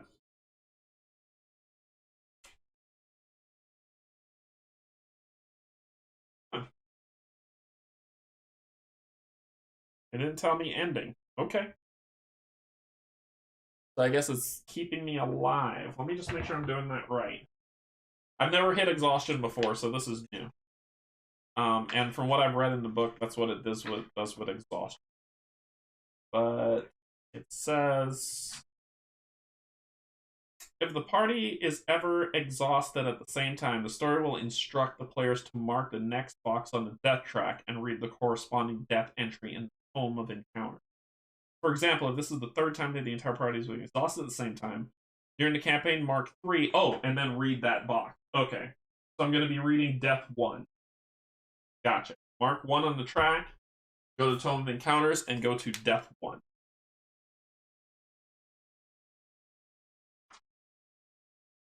You sit down to rest and your vision becomes distorted, as if a rippling curtain of fog were passing between you and the world. When the fog lifts, you find yourself in a stone hallway, cold and dark. An old woman approaches from the darkness wearing a black hood that obscures her face. Her voice is warm and kind. "It's good to see you resting," she says. "Azima's world is full of struggle, and a soul grows weary." She finds a smooth flagstone and sits down beside you. "Oh dear," she complains. "This floor never gets any softer. But look, I've come to give you something." She extends a bony hand from the sleeve of her cloak, revealing a bag of glass marbles. Each marble contains a small, compressed creature, looking angry and uncomfortable. You reach in and grab one. If you're playing in legendary mode, nope. Reveal rare card 7. Rare. Yeah. Card 7. I've never seen this card. This is brand stinking new. Read E7, then I think talks about instruction. E7. Did I skip over? Because it said if you exhaust, read that immediately.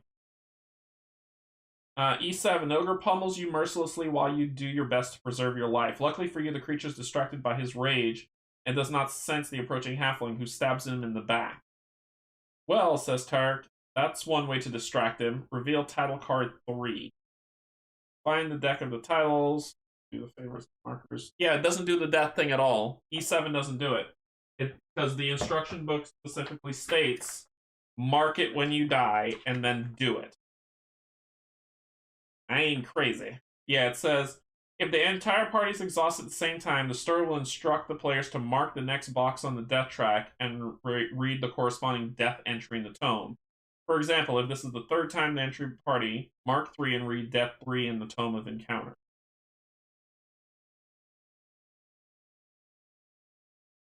E7 says, get a title card. You're okay, get a title card and get some favor.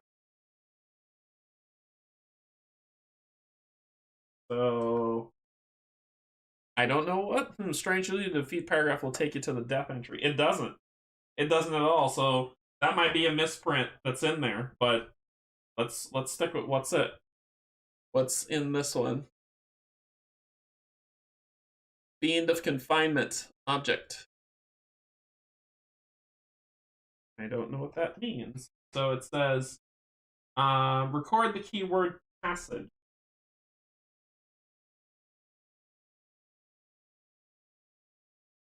Recover. Roll 1 die. Then remove all XP from the party journal that exceeds the roll result. Oh, I'm losing XP. Hey! I lose everything. Everything but 1. Grand. Then remove... For example, if you roll a 3 on the die, remove all the 3 XP. Each player roll 1 die, then remove all stamina from your fatigue box that exceeds the roll. Watch it be a 6. 2, 3.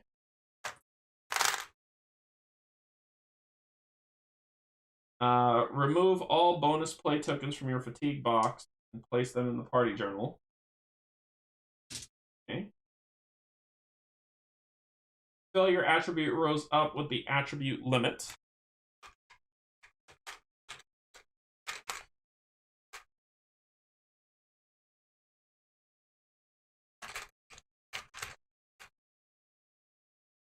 Okay. Return all spent cards to your hand.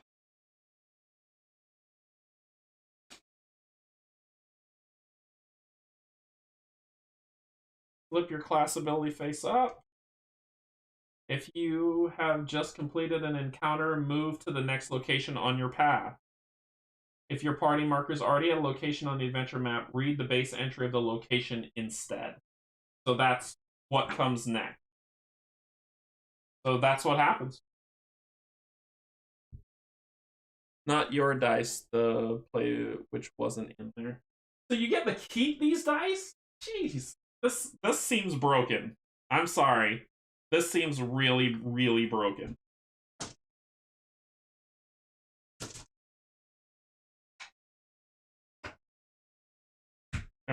so we reveal title 3. That seems really, really broken.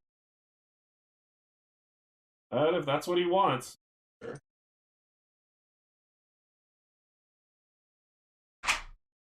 Title 3. Rogue's Accomplice. At Black Lake, your mission with Tarek Nolan ended with the death of an ogre. The battle will not be forgotten, not by the halfling nor by the ogre's ghost. So that becomes the title that we get. We increase our king's favor by 1, decrease the Dragul favor by 1. If you have both of the keywords goblin and alarm, I do, read E12. Now that the outpost is calm, Tarek relaxes on a tree stump and carves slices from an apple. I have to say, your approach to the goblin camp was less than artful, but it did get all the gnolls from my side of the lake to look in the wrong direction at the same time. You're like a fireball at a wooden gate. Noisy but effective. I can work with that. Continue to E21. Tarek points to the metal chest with an apple wedge. All that's left for me, he says, is to figure out what is locked inside. Upon closer inspection, you discover the white metal of the chest to be Dragul, an ancient alloy forged to contain objects from other planes.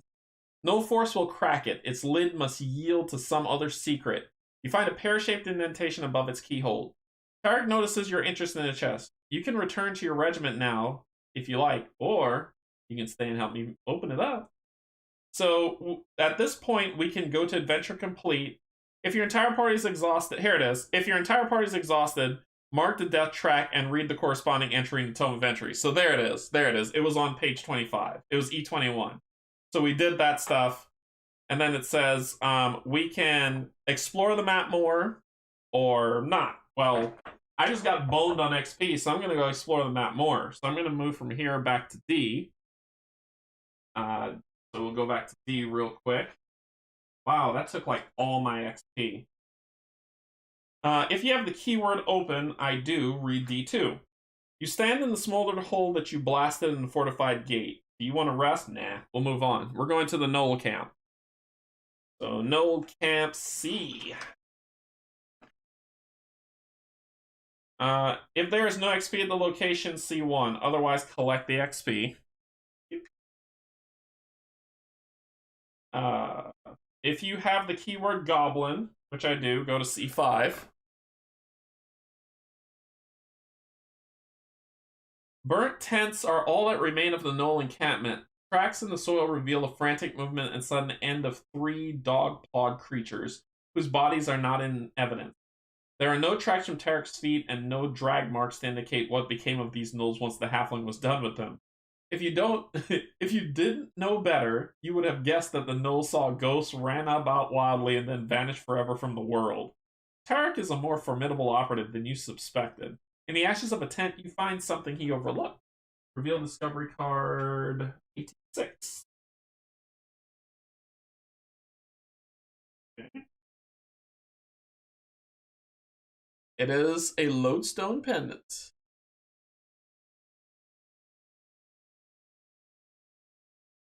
All right. I think this goes in my deck, which I'll add that. Use an item, rest, or move to location. I'm going to... Those two look like they do stuff, and there's a chest. So let's go back to the chest because we've cleared everything. So we're going to move to another location. D. Open. Yep, so you can either... You stand in the smaller hole that you blast in the fortified gates. Move to the outpost interior, which is E. If you have the title Revealer of Secrets, nope, Rogue's Accomplice, yep, E1. The ogre's dead body lies near the closed Golem chest.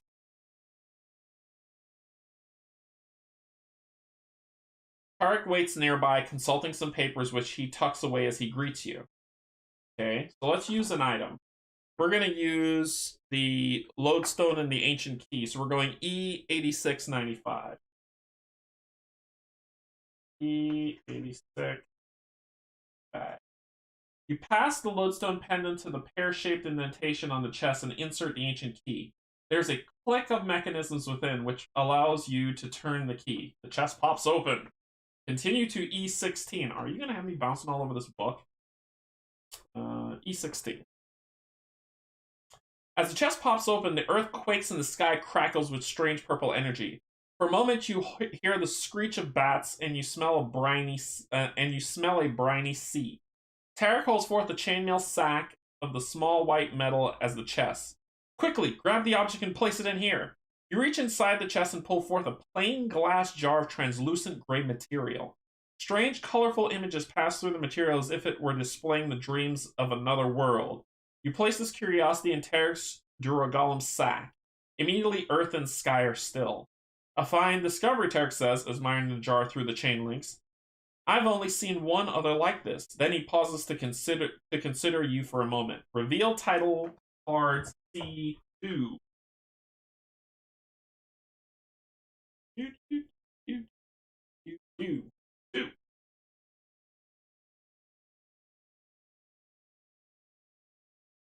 What do we get? Revealer of Secrets. In Dragul Outpost, you unlocked a Duragolgum chest and took possession of a jar of translucent materials. What secrets does this strange substance hold? We got another title. Okay. If your king's favor is 1 or higher, which it is, read E19. Eric smiles and hands you the Duragolgum sack. Hang on to this, he says, but use it wisely. If you slip that jar out of its sack, even for a moment, you'll unleash a wave of interplanar energy. Reveal rare card 55. There. 55. And as you can see, my king's favor, 1. So we're good. We're good.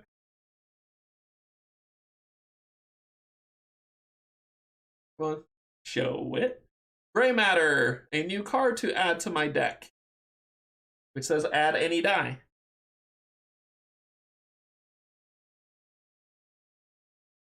That was card what? 55? Forgot where the card. 55. Okay. Tarek pulls several empty Duragolem chainmail sacks from his pack and hands them to you. Consider yourself recruited to the cause, he says. There are Duragolem vaults hidden all over Nalos, each holding an object of great power. We cannot let them fall into the wrong hands. By the king's orders, we must gather as many as we can, and with haste. We can rest or move to another location. I think we are going to the end. Flip. Because I think we've done everything. Our job's done here. It didn't say get rid of the 2, so I still have the ancient key and the lodestone, right?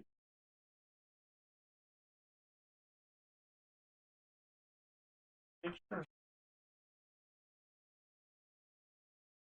Yeah, it doesn't say to get rid of them, so I still got them. Okay, let's go to the end. Your mission in Black Lake has ended, and Tarek Nolan wishes you Godspeed as you return to the regiment.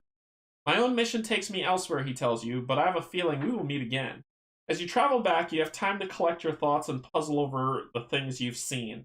Which titles did you earn? I've earned Rogue's Accomplice and Revealer of Secrets. Which title did you earn? Read each section below that matches a title card you have. So Rogue's Accomplice. The slack face and limp body of the slain ogre appear in your mind. You have put an end to many Dragul invaders during this long war, but for some reason this ogre's death left an impression.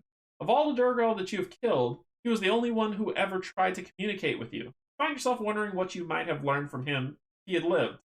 Yeah, that sucks. Revealer of Secrets. You wonder about the power of the jar that was hidden in the Duragolem chest. How could such a small object shake the earth and rend the sky?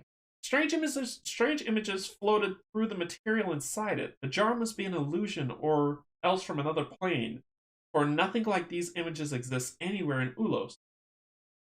Conclusion. If you have the keyword Zalek, I do, read ending 1. Upon your return, you find your regiment preparing to march. Orders to move west, and a soldier tells you, to the swamps. You report to Commander Zalek, who greets you somberly. They are off on one fool's errand, and you another, I'm afraid. He hands you a letter from the King Terran.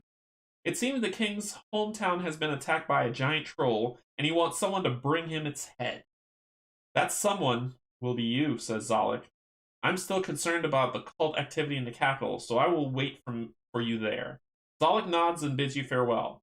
You head towards the coast after a 2-day march. You can smell brine in the air and hear the call of gulls. Soon you arrive in the halfling town of Jolev, where you must fetch the head of a troll for your king.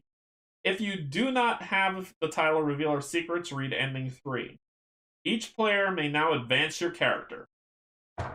Okay, so let's talk about it. Keep dice until, well, this is the end of the adventure. So let's talk about advancing our character. If I have 2 XP, of all the beautiful XP I had before because I rolled a 1 like a jerk, I would have been able to upgrade a mastery or something to help my life. But I only have 2. So when we're talking about advancing our character, which we have here, we first prepare the market. So we grab the market cards, which are armor. So we'll shuffle these up and reveal the first card in the armored pile.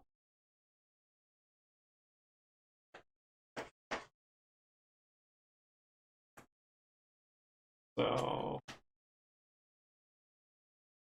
that's the runic amulet. We grab the scrolls, shuffle those up, reveal 1 card. Reveal the top card of each deck and place it face up.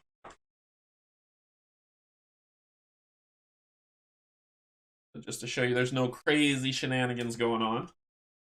Flip that over. Ooh, that might be a buy.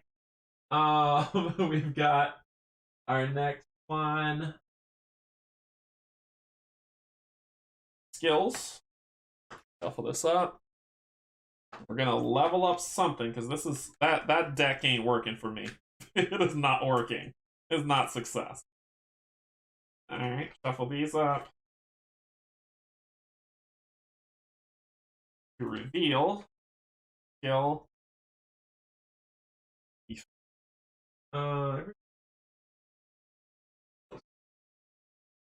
And we've got traits. So it is skills. Oh, and armor. Weapons, sorry.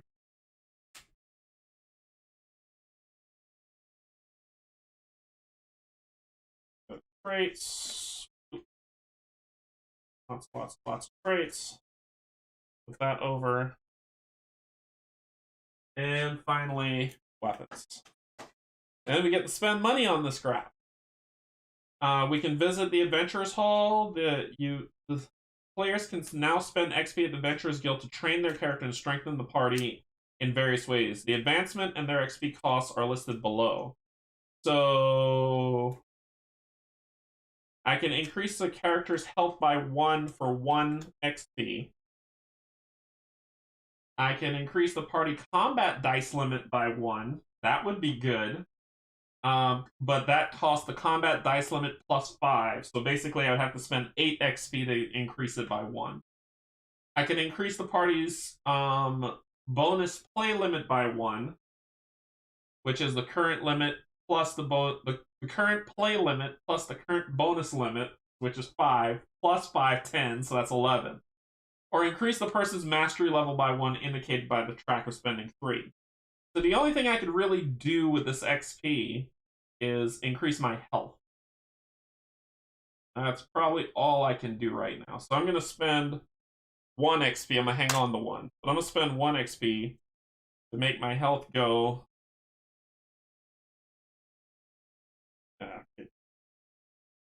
from 16 to 17.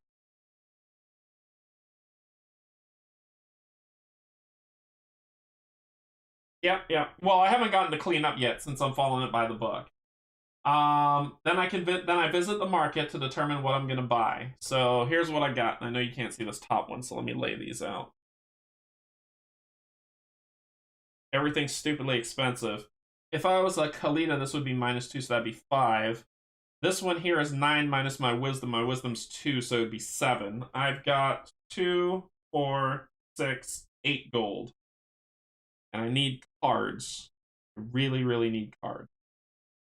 I can buy this revive straight up, which will give me 2 white dice, but I don't know if that next adventure will need it.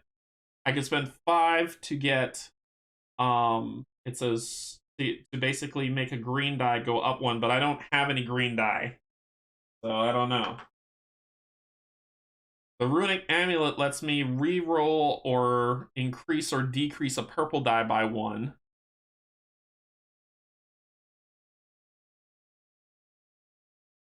And I could spend, I can actually get this die, and it says I can make any 1 die into a 3 or 5. That's actually not bad. It's not a bad card. It's expensive, but it might be worth the spend. Treat a die with a value of 1 as either a 3 or a 5.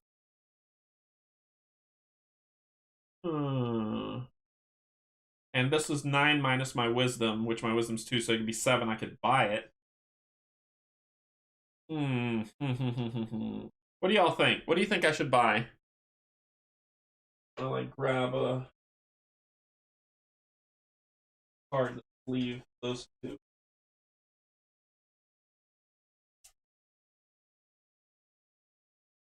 So the 2 cards I got to deck build with, one of them is Gray Matter,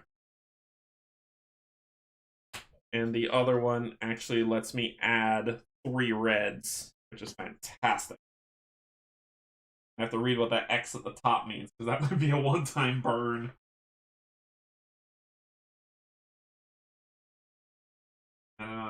This card is returned to its deck when played.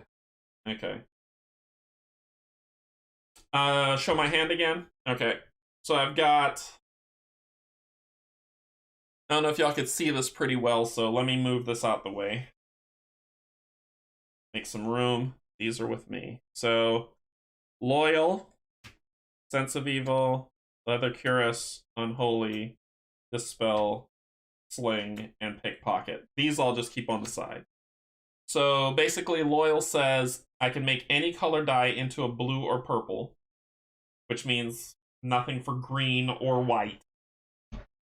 I could flip a black or red to its opposite side, re-roll a black or purple, increase a black or purple die by 1 or 2, add a black die, decrease a blue or green die by 1 or 2, or flip 2 blue die, up to 2 blue die to their opposite side.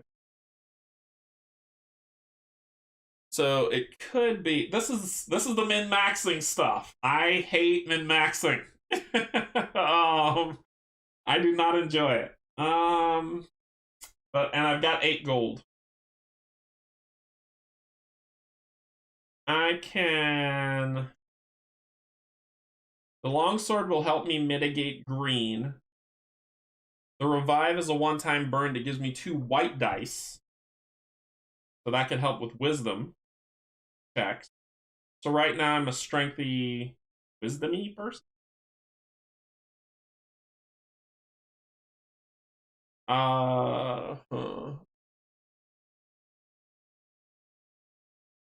Examine. Yeah, I know. This says I can treat any one as a 3 or 5, and it's 8 gold. I was thinking of buying Examine or Revive. It was actually between those 2.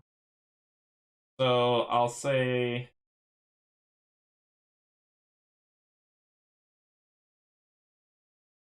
And there's nothing I'm not at the point where I want to sell cards yet, because you only get 2 gold for selling cards. So it kind of... whatevers. I think Examine might be it. Revive or Longsword. And you've got Intelligence. You know this is a pineapple. Wisdom. You know pineapple belongs on pizza. Steven, who invited you? Who let this man in here with this foolishness? I would say Longsword or Examine. Because Longsword gets me the greens. Examine lets me get any die that I need that I roll once. I'm going to get Examine only because I know how I roll. So 9 minus Wisdom, my Wisdom's 2, so it'd be 7. So 2, 4, 6, 7. And I'll hang on the 1 gold just in case I gotta get something. So I'll get examined. Okay, we're done doing that. It then says clean up the adventure and save your character. So, boop. Clean all this madness up. And then let's move on to the next story. True story. Alright. You back up there. You here. Put these back where they belong. Weapon.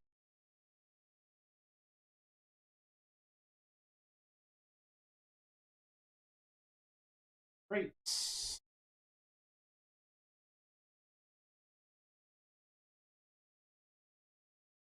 The dividers are cool for this stuff. Something about it bugs me. Something about this storage solution is bothering. I don't know what it is yet. I can't figure it out. Then skills.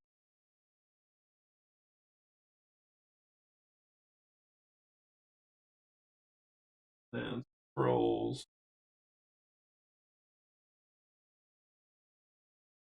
And then this guy. Clean it up.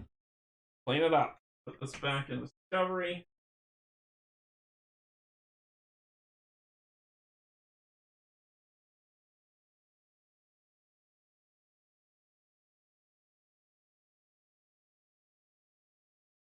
I believe I lose these two as well. From what I remember of cleanup, it says that you lose those items, but you keep title and all this stuff on your page. So I don't get to carry those items with me. 6.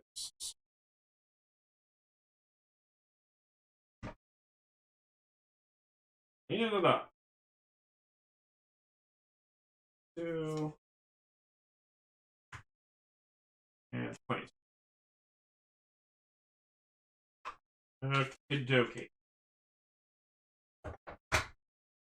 Alright. So we clean up the adventure, save your character. And then that is Battle of Black Lake. Let's see. Yes, agreed. Pineapple, good on pizza. Oh, God. Let's see. Did you play Sword of the Coin yet? Not yet. That is going to be incoming, but we're going on to the next adventure, man. We're still here. We're not going anywhere. Let's go. I didn't like the storage containers, though. Wanted to. One sleeve, the one container for rarest titles discovered is hard to close, and the token tray doesn't stay closed. Yeah, the token tray does not stay closed whatsoever. So we're moving on to number 2, Heron's Trophy. And what do we do with that? Oh, we flip this over. That's where we are in the next one. Alright, so let's talk about Adventure 2, Heron's Trophy. These are still where they are, marked here because I'm not ready to fully save off yet. So we're good there. And we finished 1. Okay. Alright. So on to Adventure 2.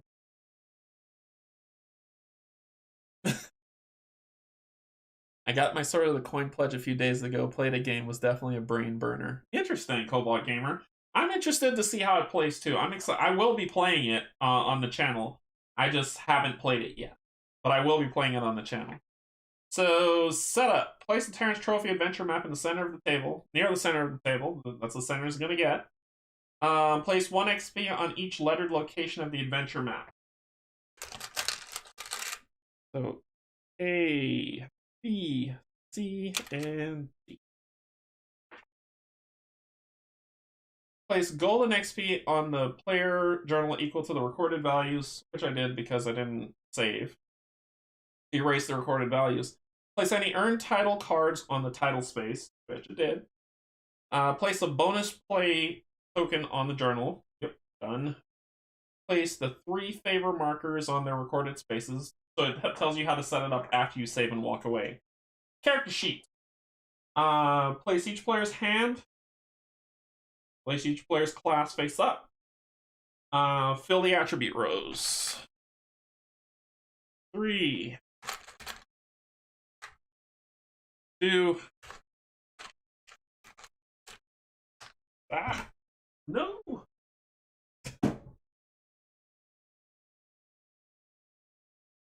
2, 1. Okay. Fill each attribute row to its maximum. Encounter tokens. Place encounter tokens 1 to 4 on the table. 1, 2, 3, 4.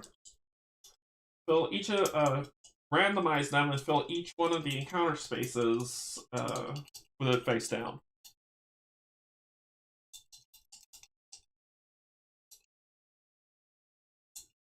Thank you. I remember him saying that you fell forward. Yeah, I fell forward. I failed forward. I failed forward. Trying not to peek at it.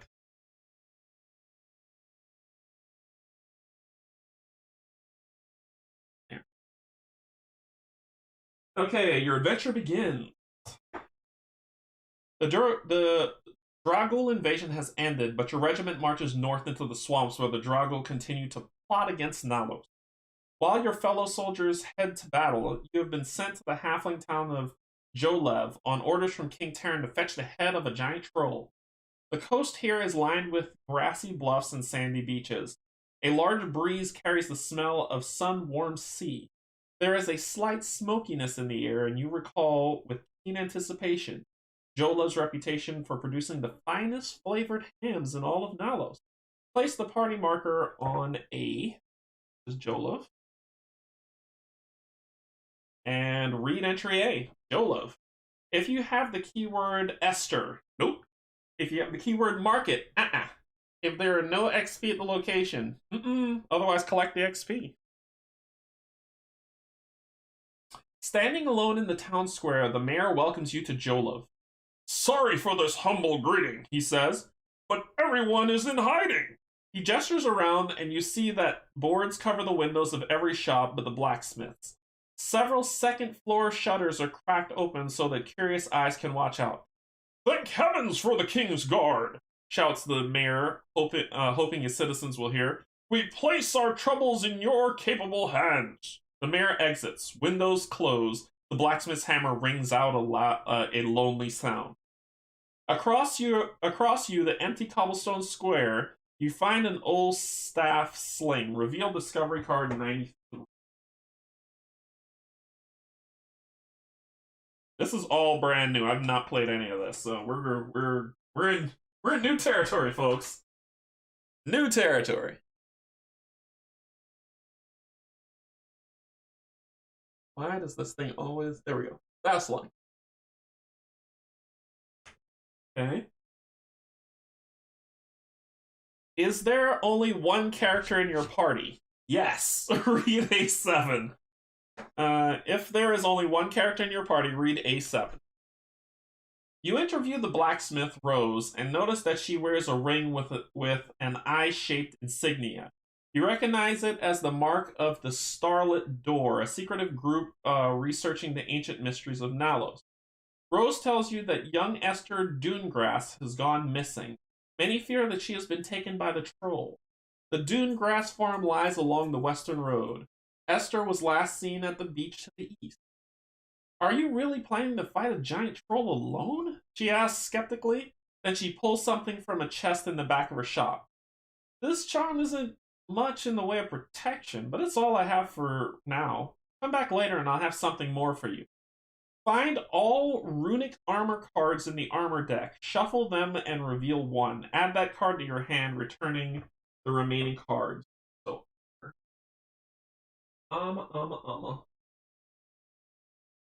runic armor. Find all runic armor cards. Runic pendant, signet, runic crown, runic bracers, runic necklace, and runic. Shuffle them up. And don't think I forgot about my backstory. I haven't. So people who are probably typing saying, hey, your backstory. I haven't remembered. I haven't forgotten. I haven't remembered. What's wrong with me? I haven't forgotten. I will place those as soon as we are ready to leave the city.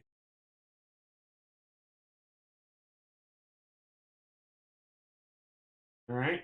We got the runic necklace.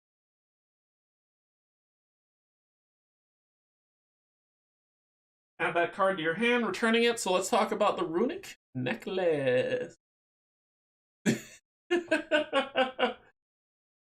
The runic necklace, anyway. So I can re-roll a die or flip. I can re-roll a green die or flip a green die to its opposite side. That goes on the deck. Stop it. I will block that. Stop it. Don't spam. No spamming. And reveal title card 12. Reveal title card 12.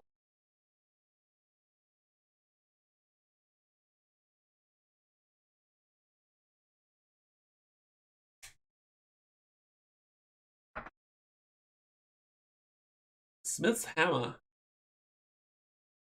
Rose, the halfling blacksmith, welcomed you to Jolev and offered to sell you weapons in her shop. She wore a mysterious ring with the insignia of the Starlight Door.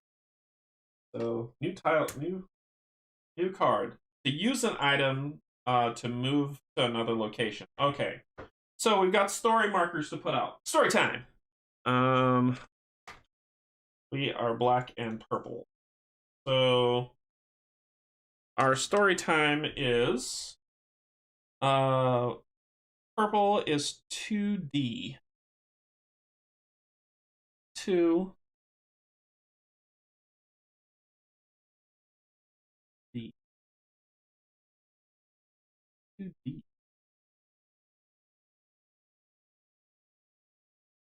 I see 2 right here.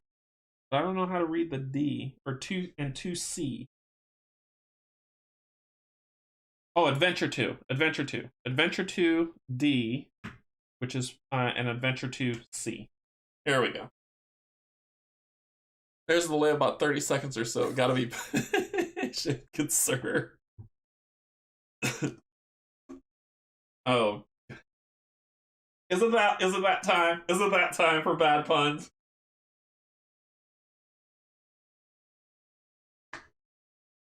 Okay, so then we can either use an item or move it. Well, let's see. Let's check out the staff. So let's check out 93. A93. A93. You look around Jolev to see if anyone is missing a staff sling. The blacksmith Rose just shrugs. Go ahead and keep it, she says. Okay. I can either use an item, rest, or move to another location. Let's move to another location. We're going here, flipping this guy over. It is encounter 1. Encounter 1. 2-1. You hear a horrible squeal and run to discover a pig lying in a ravine. It must have fallen and broken a leg. It writhes in pain and fear. The pig is pink with dark spots, one of which resembles a black swan. You cannot see the whole ravine clearly from where you stand because of a rocky overhang that obscures most of the ravine floor. You hear a rustling sound coming from beneath it. See if you can help the pig, which looks like a fight, or investigate the overhang, which is a Dex con. Ooh. I'm gonna see if I help the pig because I don't got the con for whatever that is, but I got the Dex, but not the con. So, I'm going to. Oh, this is gonna be great. I'm gonna see if I can help the pig advance to 229. Cool. So. You reach the bottom of the ravine and discover no broken leg on the pig. Instead, there is a massive angry welt on its abdomen. The poor animal froths at the mouth, clearly the victim of some horrible venom. You turn around to see a giant scorpion crawling towards you from under the overhang. Damn it. Okay. So, venomous giant scorpion 19. Damn it. Yay! And you are venomous.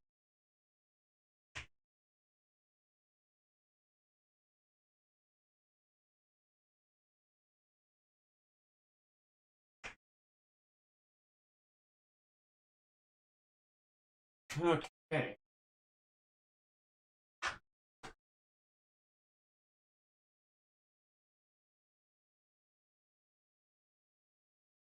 The giant scorpion looks like it's trying to kill me. 2 whites, a black, and a green. And he is venomous. Venomous says, after rolling the dice pool, return a black die from the dice pool to the bag for each 3 result rolled. What? What type of crap is that? Okay. Okay. So we're fighting a venomous snake. Cool.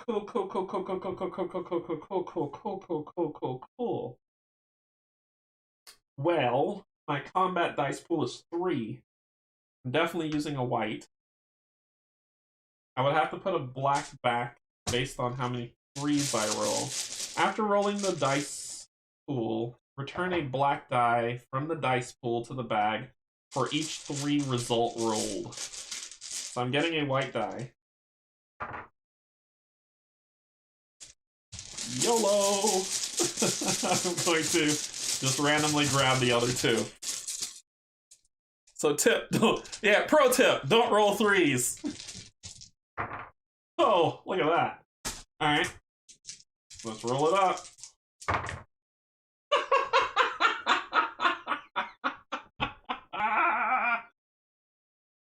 Bloody marvelous. Bloody marvelous.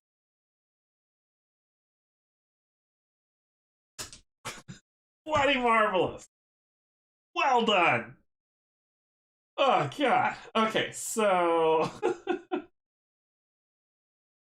where was the one I just saw? I just saw it. I had it.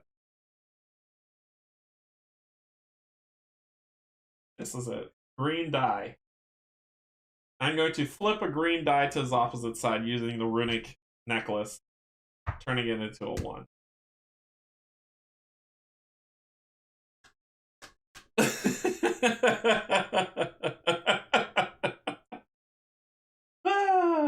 You knew what was gonna happen. You all knew what was going to happen. Don't try to act like you're all innocent. You knew. I can do gray matter to grab just grab a random die, and I can do the seeker dice roll thing. So hopefully they'll let me rest. Lord hoping they're gonna let me rest after this combat. So I'm gonna go gray matter to get a random die out of the bag.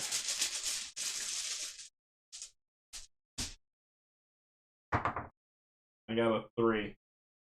What do you want me to do about it? I could do something with that purple. Increase a purple die by 2. So I can make that 3 a 5. Can I change the color of that? I can change it to a blue or purple.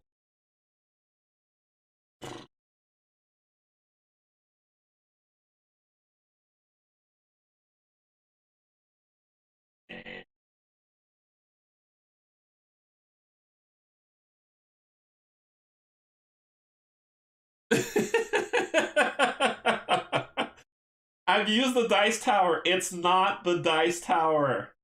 It's me. It's all just me. My third one, I'm going to use the spell to get a black die back and hope I don't roll a 3. That'll be my... there we go. 4. Boom. And that will be my 3. I got 1 more to play, but I can't really do anything with it. Yeah, there's nothing I can really do with it. I need whites. I need to be able to re-roll that. So that's the end of round 1. Throws away. I suffer 1, 2, 3, 4.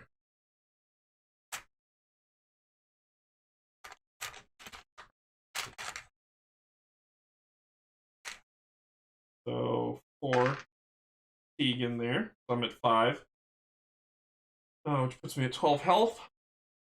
Round 2. I'm going to do another wisdom to get a white die. And that's all I can really do. I'm randoming the rest.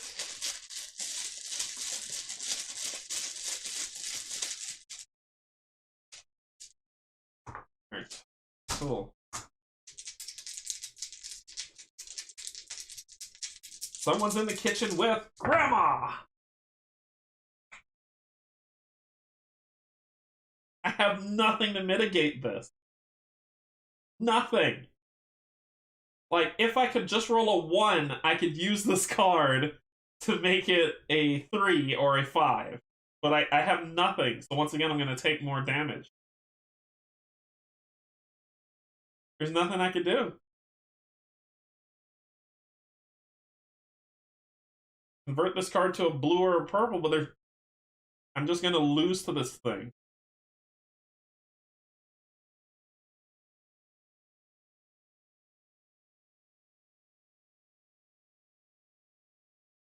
Seeker ability. Oh, thank you. Keep forgetting about that. Grab a rando.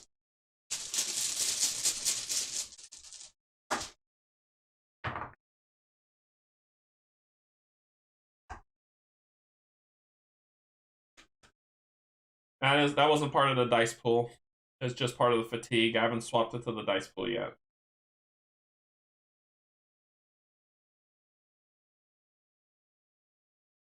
What can I do with a green? I can make a green a 5, but I can't make a green a white. There is nothing to do. So I'm going to take 3, 5, 6 damage on round 3.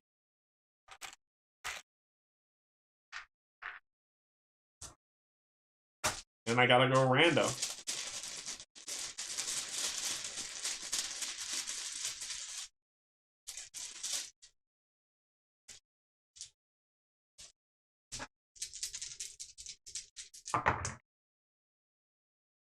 Freaking killing me.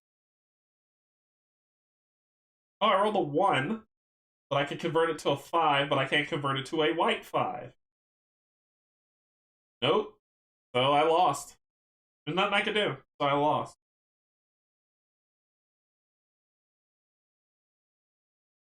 Alright, so I failed. Defeat. You are stung, but you escape. Advance to 218. That's just a load of bleh. You're stung, but you escape. Advance to 218. The giant scorpion stings you and drives you off, but your attacks have distracted the creature long enough for the pig to recover from the scorpion's venom. While you were fighting for its life and your own, the pig struggled to its feet again and ran off into the hills. If your entire party is exhausted, mark the death track and read the corresponding entry in the tome. We're not exhausted, we're just pretty hurt. 1, 2, 3, 4, 5. That's 12. So we're at 12. Rest. Yes. That is what we will do. And I'm going to spend both of these XP. Rest. Get 2 die. Hope to high heaven that I don't roll. Okay, so 6, 8. 1, 2, 5. That's 7. And 1 more 8. Put this to the rest. This. Get stuff back. Ugh. Okay. So move to the next location in your path. Yep. I'm going to go to the ancient chapel, which is B. Oh, I get the rewards for the dice. I only had 1. It's 1 XP. I get 1 XP. Yep, that was it. It was just 1. I don't feel like I deserved it, but I get 1 XP. Yep. So the ancient chapel. If you have the keyword discover. Nope. Oh, and I'm supposed to wipe these keywords out. These keywords don't carry over. My bad. Keywords do not carry over. Okay. If there's no XP location, nope. Otherwise, collect the XP. And continue. Ancient buildings of Nalos are held sacred by law. No trespassing is permitted and looters are imprisoned, so you are surprised to hear sounds coming from inside. Colorful splashes of light filter through fractured stained glass in the chapel's vaulted ceiling. A Dragul bell hangs high above a marble altar which faces rows of stone benches. Rounding the altar, you find a muscular gnome, wooden mallet in hand, standing over a door in the ground. Standing over a door in the ground that has no obvious lock or latch. You can see that the door is made of Dragul, just like the chest at Black Lake. The gnome speaks in a low voice. Just in time, he says. Give me a hand with this door. He has guts, inviting the king's guard to help him loot an ancient site. The gnome stands to offer you his mallet. As he does so, you notice a branded mark on his arm in the shape of an eye. It seems that he's a member of the Starlight Door. Perhaps he can teach you the secrets of the chapel, or perhaps he's conspired against the king's peace. I'm gonna offer to help him because I want favor with them. They might get me out of my predicament of terrible rolling. So offer to help him open the door. So D3. The gnome smiles and hands you his mallet. I knew it. Adventurers off after my own heart. Gimlix is my name. So I gain +1 with the Starlight Door. He bows in the traditional gnomish greeting and steps aside. You bring the mallet down with great force upon the door, which rings out with a lovely tone. As the sound echoes around the chapel, you hear a faint resonance from the bell above. Hear that? Says Gimlix. Bell and door are both made of Dragul. The secret of one must lie in the other. If any player has the gray matter object card, I think I do. I do. Gray matter. I got it. If any player has the gray matter object card, read B7. You are sure that Gimlix would be interested in the jar of translucent gray matter that you found at Black Lake. He will likely know something about its origin. All the same, the gnome has a mischievous look about him. You wonder what his Starlight Door friends want with these objects. Should I keep it secret, keep it safe, or show Gimlix the jar? I need to take a drink of water, so I'm going to let you all vote on what I'm going to do. So I'm going to put up a poll right now. What should I do? Should I keep secret or show Gimlix? And ask the community. The poll is on its way, so vote. And let me know what you want me to do.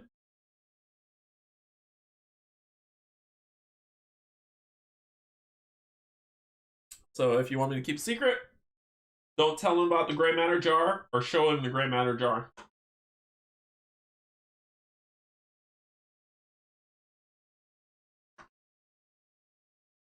Ooh.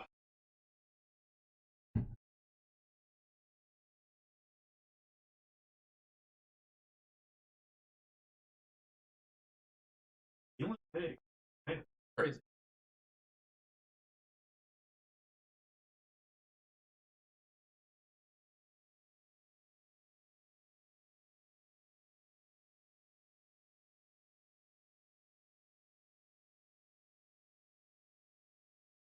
Alrighty. Let's see, we got 3 votes. Pretty cool, pretty cool. Let's go ahead and end the poll. Let's see what we got.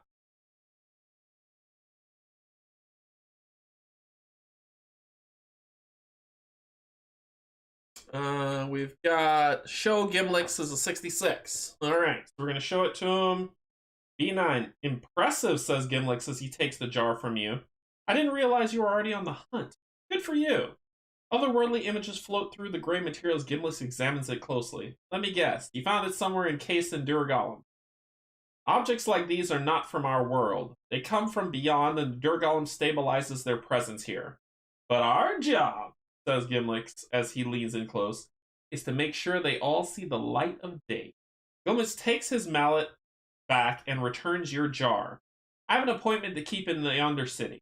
I leave this mysterious chapel in your capable hands. After you crack its riddle, look us up. You can tell anyone in my order that you know Gimlix is a friend. Before leaving, Gimlix shows you the branded mark on his arm once again. The eye watches over us all, he says cryptically, then makes his exit. Reveal title card 7. Getting titles out the wazoo.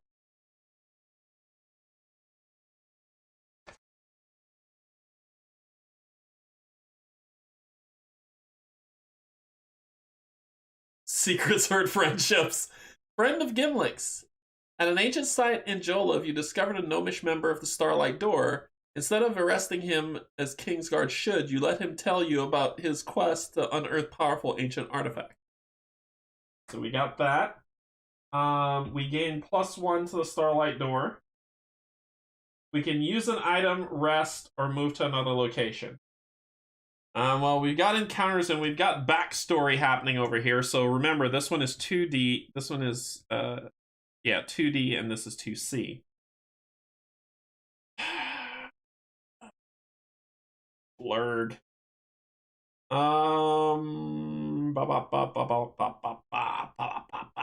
Let's go this way and flip this over.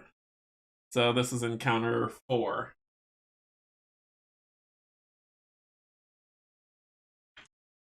Encounter 2-4. If you have the title Aid the Ogre, oh no, I do not. Oh boy, here we go. I killed that guy. As you turn the bend in the road, you are confronted by a gang of local halflings, armed with short swords and pitchforks. You there, they call. What business have you here? Their leader, a plump, gray-haired woman, tells you that a human stranger stole a pig from her farm, one that had a black spot in the shape of a swan. With giant trolls and big thieves on the loose, we decided to patrol the countryside looking for anything unusual, and you look very unusual indeed. These halflings are spoiling for a fight. Mob rule of this sort is strictly forbidden by law. Tell them that you are Kingsguard here on an important message errand, and that's Constitution 0 or Charisma 0. Oh boy! Fight time! Draw your weapon and order them to disband. So, 215. Woo! 215. Combat, Gang of Halflings, 27. Woo, I am hurting.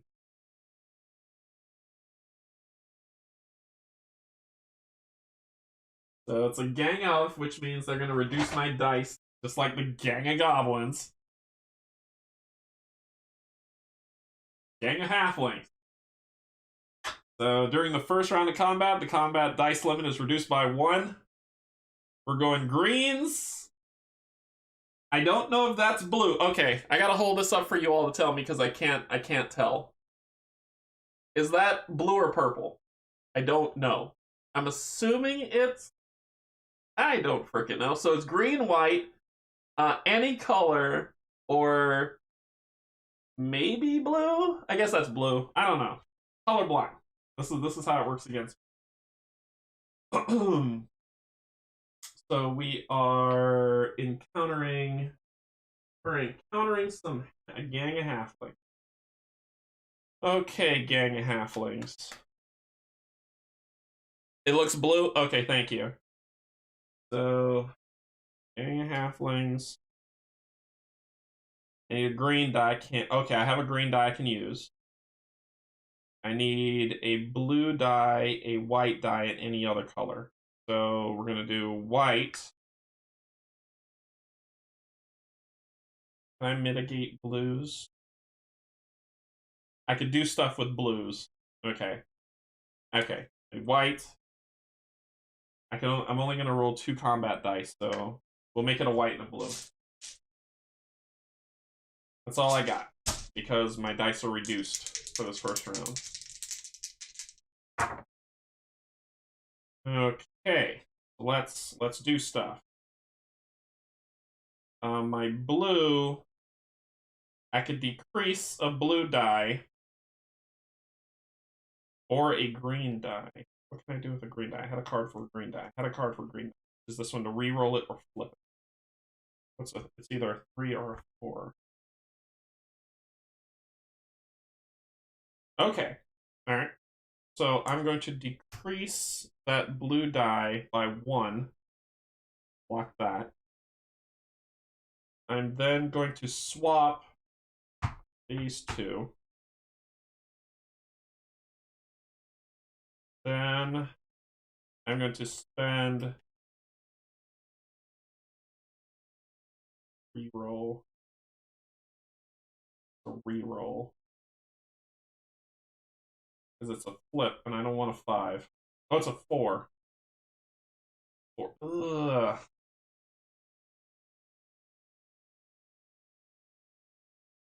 I could put it here, but I'd rather put it there if I could decrease it by 1.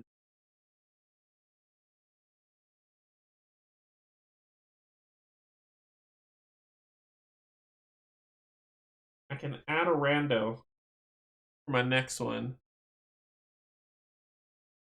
Let me add a random one to see what happens next.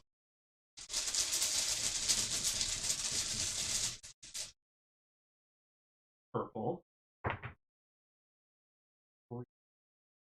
I could do something with purple. Increase a black or purple die by 1 or 2. So that's my third card. I'm going to play that to turn this into a 4, but here. I don't want to switch those. I actually might pull that back. I am going to pull that back. I'm not going to. 4. Flip. I can only play one more card. I can use my ability. Let me use my ability. Let me use my ability, my seeker ability.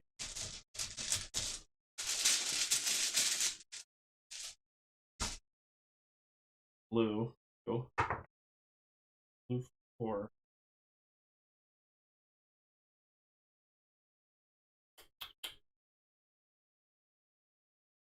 Thing is decreasing the green.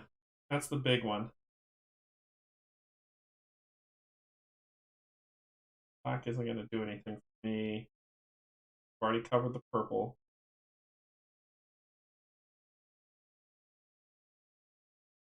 I think I just got to take what's coming. I don't think there's anything else I could do about it. Dang it. I was 1 away. If I get the green, it would turn to 4. I need the green to be a 2. I could re-roll the green and hope for the best for my last play. Ooh, I could re-roll the green and hope for the best.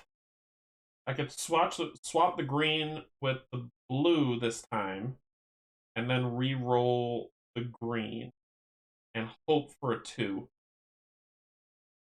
Oh man, that is risky. That is risky. Let's save that. Let's save that. Let's save that. That's too risky. It's got my heart pumping.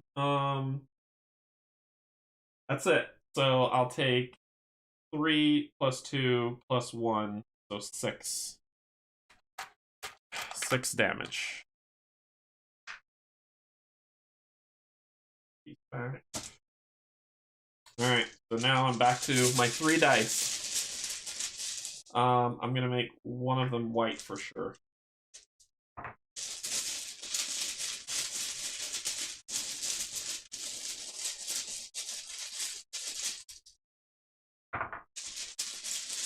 Come on, green! Dang it! Okay.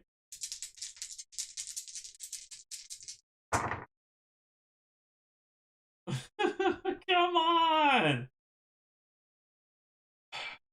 I roll well. I don't want to. I can...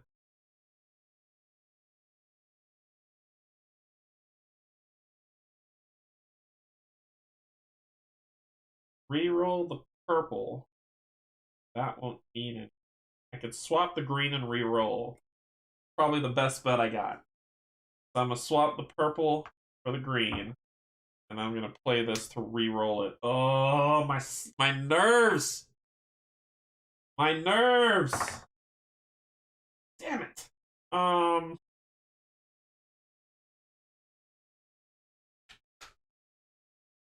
There's nothing I could do. I'm completely stuck. I can't roll low, and I want to roll low.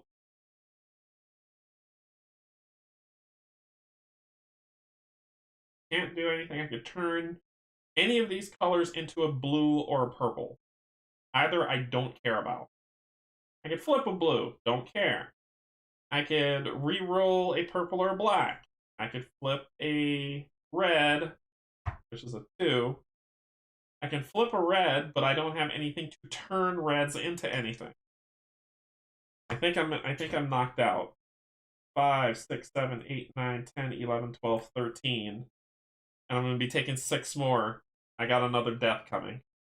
So, there's nothing I can do about it. This build sucks. Let me see.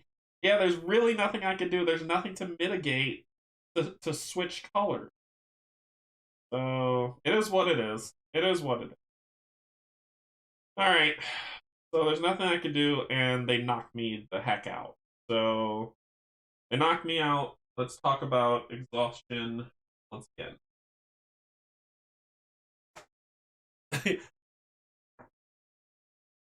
You want to roll low, welcome to explore it. I know, right? Alright. So, let's talk about what happens. The story tells us what happens. So, we are defeated. They cheer as you run off in shame. Advance to 21. The halfling farmers with their makeshift weapons prove themselves your betters. They shout and jeer at you as you flee down the road. If the entire party is exhausted, mark the death track and read the corresponding entry in the Tome of Encounters. Okay. Death 2. Gonna die a lot. I hate this book. That too. You return through a veil of fog to a familiar hallway, cold and dark. The old woman approaches you once again from the darkness with her bag of marbles. Back again already? She asks. Oh dear. The woman pulls back her hood, revealing gray hair and a wizened face.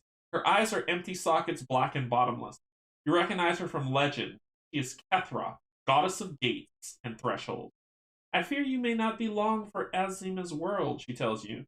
But her world desperately needs its heroes. I cannot let you pass just yet. Kethra pulls another marble from her bag and hands it to you. The creature inside is uncomfortably cramped, as if it has somehow tied its own limbs in knots.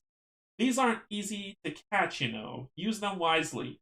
Fog rises around you and the woman fades from view. Reveal rare card 26.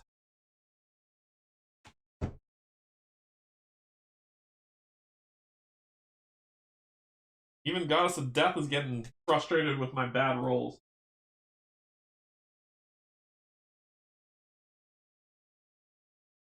So, ooh, 3 of anything. That's actually pretty cool. So I'll have to sleeve that one. What else happens? If you have the keyword passage, increase your dice limit by 1. I do not. Oh wait, yes I do. I was supposed to record the keyword passage. If you have the keyword passage, increase your combat dice limit by 1. Which is cool. Actually, no, that's not true. Keywords. I need to read the rule book because I think keywords wipe after every adventure. I might not have it. It might say you're doing all right. You don't suck that bad.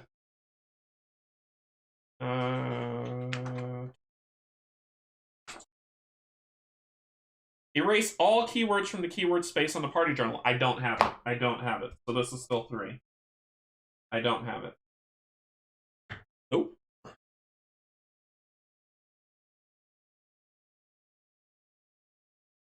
If you die twice, it gives it to you. Otherwise, it doesn't.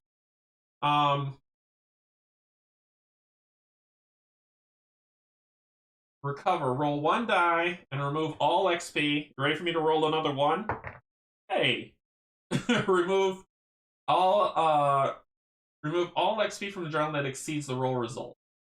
Each player roll 1 die and remove all stamina for your fatigue box that exceeds the roll result. Sweet. Okay. Remove all bonus play tokens from your fatigue box and return them to the party journal. Fill your attribute rows to what they need to be. Okay.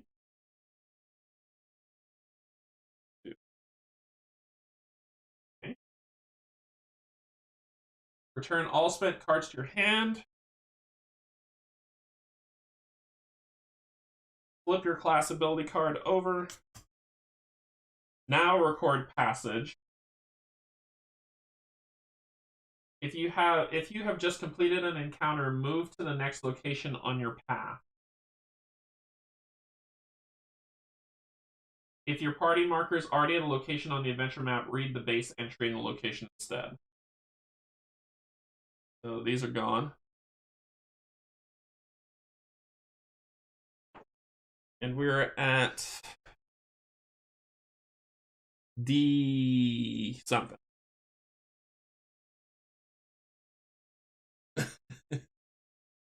With the extra room. So we're on D. Dungrass Farm. If there isn't no XP, read D1, otherwise grab the XP. Cool. At the farmhouse door, you are greeted by a note. Gone to look for Esther. Will return with her or not at all. They've left a shovel leaning against the porch railing. Perhaps it could come in handy. Reveal 74. Discover. Stealing stuff from the gnome that just beat me up. I got beat up by a gnome. How can I show my face in public?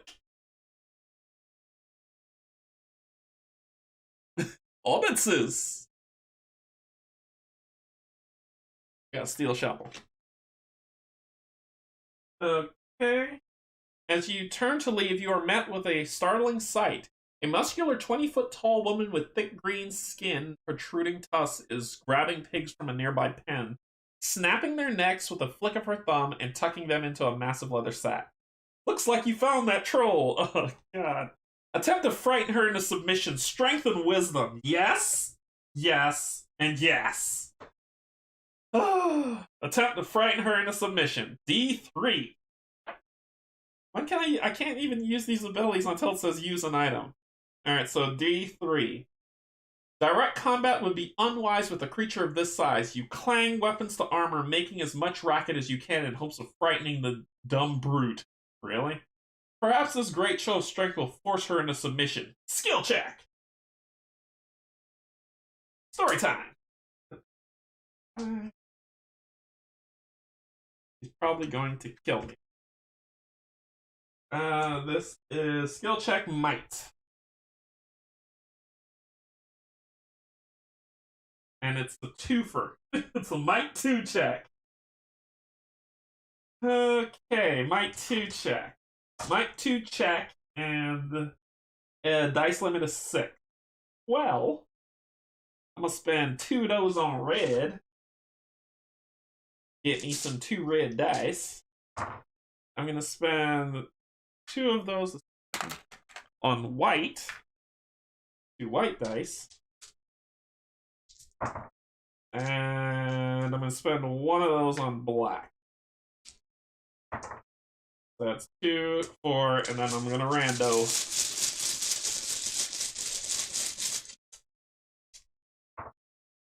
Alright.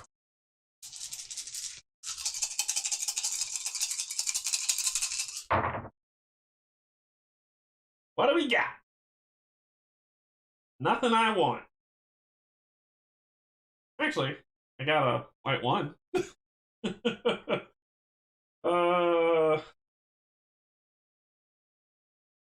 If I can increase a white die by 1, oh, it drives me crazy. I can flip a red die, making this a 4 or a 5. I can add 3 red die and just burn that card.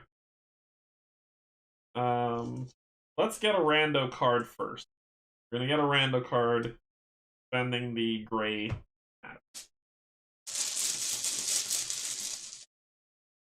Another purple. Seems to be the card, the thing I pull.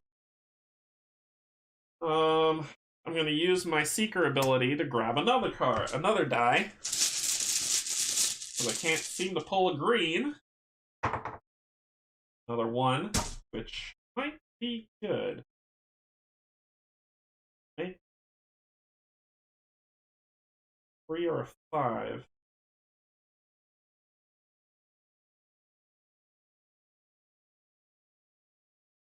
And roll 3. Get rid of this card to roll 3 reds.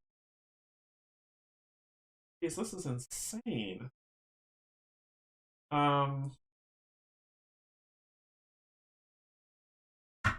can roll another black die, but let's talk about mitigation. Oh. Oh, and I have this card too. I forgot about this guy.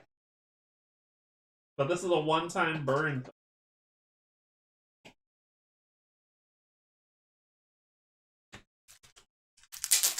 Sorry. I thought I had some more fresh sleeves, but I don't. So, my gosh. Alright. So I got this, that's a one-time burn that I could just get 3 more random dice to roll. Get a black die. 3 reds. Flip a green, don't have one. Wait, I used my seeker ability. That was a purple. Or was it a white? I think it was a purple. I don't have any greens. Black or purple, it says increase a black or purple die by 1 or 2. Decrease a blue or green die by 1 or 2. Black and purple. Black and red. I would need both of them to be on 1. If there was something to decrease a red die.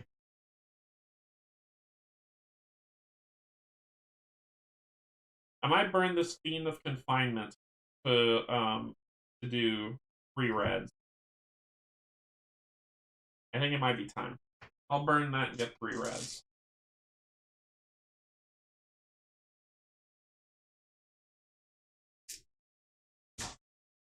Oh.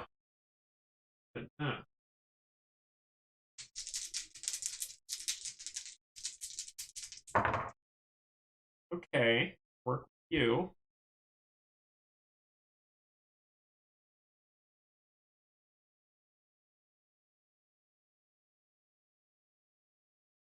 I can turn any color into a purple or blue.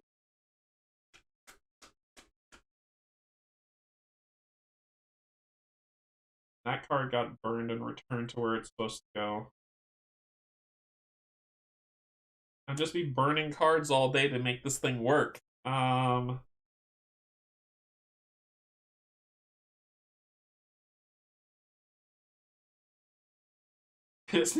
need something for a white die.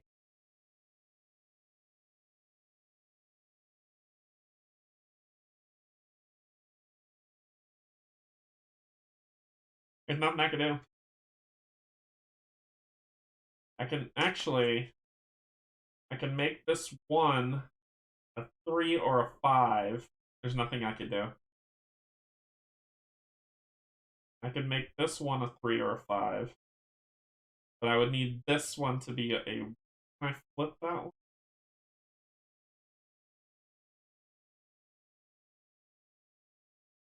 I can flip a black to 1. Okay.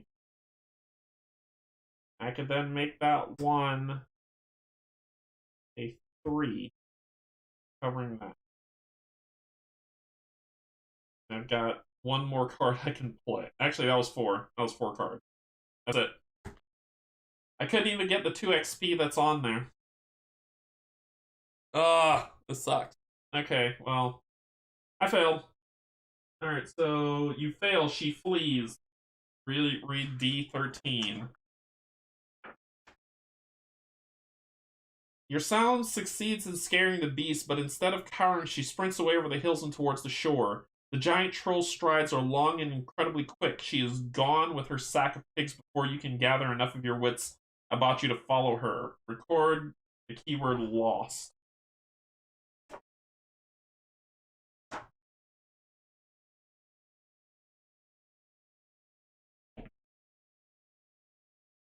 Use an item, rest, or whatever.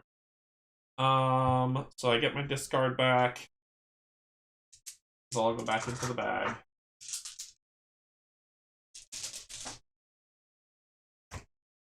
I'm going to spend an XP to rest. This back. That back. Grab a die. Roll it. 1, 2, 3, 4, 5, 6. Okay. So I'll rest. And then I will use an item 70. Let me see what 74 does. D74. The only thing you can use the shovel for here is cleaning out the pig pens. Is that how you want to spend your time? Yes! Please choose a player to do the work. So I'm going to do that and do D12. You find an empty pig pen and clean it out. The shovel does not seem well suited to the task. It takes you quite some time to improve the Dune Grass Farm's manure heap. They are sure to be grateful if they ever make it home again. Good work. Chosen player, add 3 stamina to your fatigue box from the supply.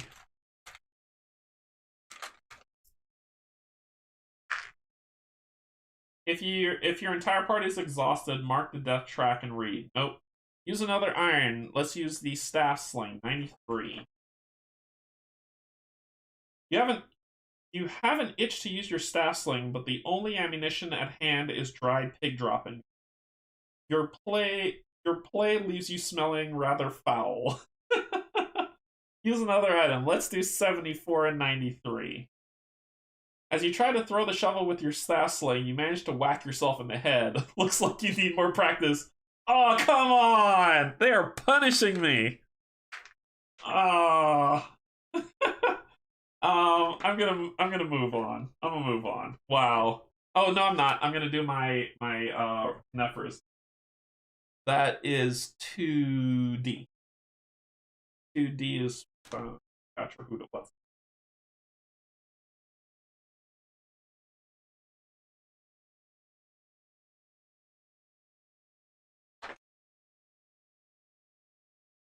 Pelegrin, your sister's messenger, circles in the sky above you. You hold out your arm to allow the falcon to land. Unfolding the thin parchment tied around its neck, you discover your sister's message. The red wax seal bears your family crest. The letter is hastily written. I leave Peregrine, my falcon, in your capable hands to serve as your messenger. I await your further instructions. Faithfully, yours, Eunice. Reveal rare card 102 and add it to my hand. Yeah, this game's fun, Steven. This game's fun. Rare card.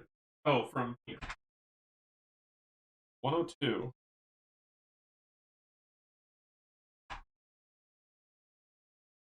Pelegrin. Return all scroll cards from your spent space to your hand. And it's got that symbol on it. Let's see what that symbol means. This card can only be played once per adventure. So he is mine. Okay. Your sister's letter continues with bad news. It seems your father has poisoned a neighbor to expand his estate. He has blamed his advisor Tristan, but Eunice knows with certainty that your father was the true culprit. This has put her in a terrible position. Either your father will be sent to Colback, or an innocent man will be taken in his place. If she tells the truth, the king will seize family assets and the family name will be tarnished. She seeks your counsel. Should we advise her to tell the truth or advise her to lie to protect the family? Dude. Another game vote. what to do. Sorry it took me so long to get on. I hope it's going like, hey, Barrett, how's it going? How's it going, man? No, it's all good. Pull up a chair. You're always welcome.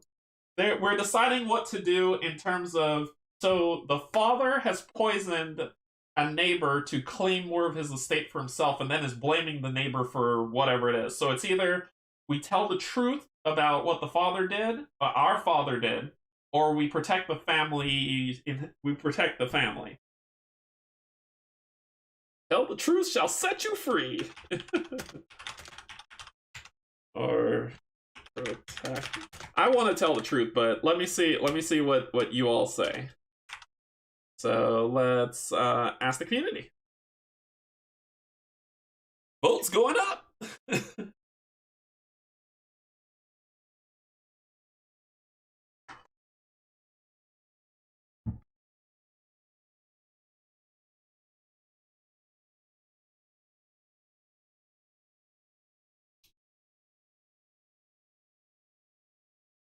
Let's see what happens. I'm interested. Family first.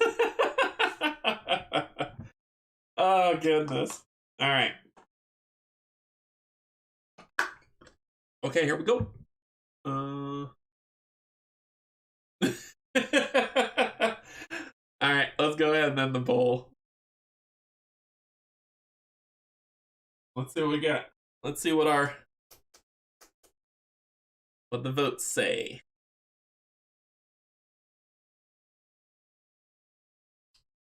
75% says tell the truth. One is. So tell the truth. Advise her to tell the truth. Patrician 2-2. Patrician player, move your alignment marker to lawful. Okay. You write a quick note to your sister advising her to tell the truth. Your father will receive a fair hearing from one of the king's magistrates. Though it will hurt the family's reputation, that is not her responsibility. Your father is to blame for breaking the law in the first place. When you have finished your letter, you tie it to Pelegrin's neck and send the falcon back into the air. You feel confident that you have offered Eunice wise counsel. It is strange to imagine your father spending time in prison, but justice must be served. Patrician player, record the personal title father. So we come over here to our personal titles. And we write father. Okay. Then it says, Patrician player, increase your wisdom attribute score by 1 and add 1 stamina to your wisdom row from the supply. Hey. Thank you. Thank you so much. I go from a 2 to 3, and I get 1 in. Okay, so it says, do we want to use an item, rest, or move to another location? Really chase my nerves. I'm going to, so we've done 2D. Let me mark that off. 2D is done. We're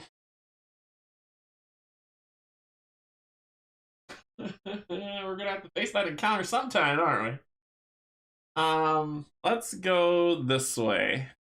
Come here. Actually, let's come back here to B. We'll move back to B. And we are at the ancient chapel. It says if you have the keyword discover. No. Is there's no XP, read B1. The ancient chapel is cold and empty. The Dragul door Gimlick showed you sits in a multicolored patch of sunlight that glitters through the fractured stained glass. High above the altar hangs a Dragul bell. Let's use the staff sling, B93. Ringing the bell seems like a good idea. You load your staff sling with a little bit of rubble from the chapel floor and sling it at the bell. It makes a soft, pleasant note that vibrates the Dragul door, but the door does not open. Maybe it would work better if you had some other kind of ammunition. Let's use the shovel, 74, B74. The Dragul door doesn't yield to the blade of your shovel, but it was worth a try. Okay. Let's move on. That's moving. Canje, sorry I missed it earlier, but how does moving work? Oh yeah, no problem, Tara. So basically, when you are in a location with that you are, but you're moving to an area that like another location that doesn't have any encounter between, you freely move fully. If you are moving, so if I went the top route and I would move here, I would have to stop here to deal with this encounter. Otherwise, you can just freely move to the location that you're going to. So movement is kind of fluid for what you want to do. You don't. There's no payment for movement. There's no anything going. It's just you move from point A to point B, and you deal with what you have to along the way. Yeah, yeah. So no problems. Just if you have questions, ask away while I'm here. All right. Well, also to give you entertainment as I roll dice. That's why I'm here. So, let's go to Jolov. I'm curious. Let's go back to A. I wanna do some stuff before we do that. So, Jolov, do we have Esther? No. Do we have the market? No. You return to Jolov and approach the blacksmith, Rose, as she sets out her wares. As she does, you notice again the insignia of the starlight door on an old ring that she wears. Record the keyword market. And tell her I met her friend. Shuffle the weapon deck and reveal 2 cards. Place them face up next to the adventure map to create a market. Okay. That says shuffle the weapon.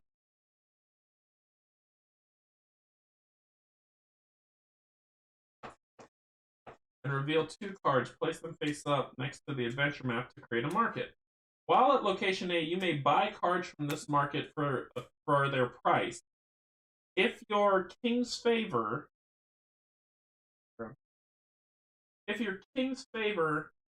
is higher than your Dragul favor, the price of each card on this market is reduced by 1 gold. If you buy a card, add it to the player's hand. Okay. So reveal 2. 1, 2. Both of them are stupidly expensive. Okay, so that's the market. Buy a weapon from Rose, can't afford it. It's 4 gold, I only got 1. If your Starlight door favor is 1 or higher, you can ask Rose about the insignia on the ring. My door, it's actually 2, so let's do that. So, A2. If you have the keyword ring, damn it. The insignia on Rose's ring is a perfect replica of the eye of the Starlight door. When you ask about it, she looks you in the eye to assess your intention. Then she invites you into the back of her shop where she keeps a writing desk, a few chairs, and an old branding iron. This ring belonged to my great-grandmother, Rose tells you. My family has always held an interest in the fate of our world. The cosmos must be balanced, with Ulos at the center of it all. She opens a drawer in her writing desk and hands you a folded square of parchment, on which is printed a statement by Ulog Gorpip, the classical Fraudkin sage who argues that all ancient objects must be reclaimed from the Durigogum tome. Keep it, says Rose. It will make sense to you in time. I have a feeling you're on the right path. Choose the player. Increase their int attribute by 1 and add 1 stamina from the pool. Hey, hey, hey. When you look around, you find stuff. That's 2. Okay, I'm sucking less. All right. Record the keyword ring.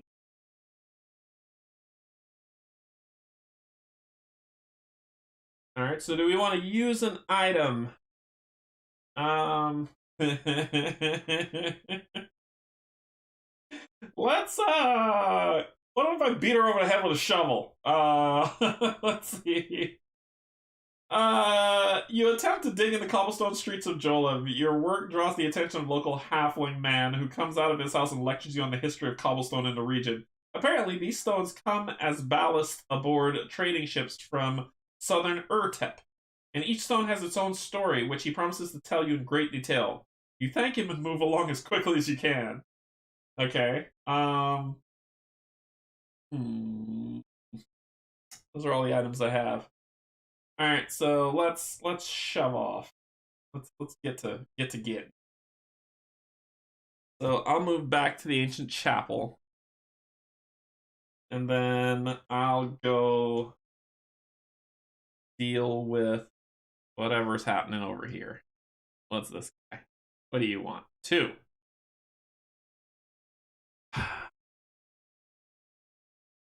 Oop, wrong one. This one.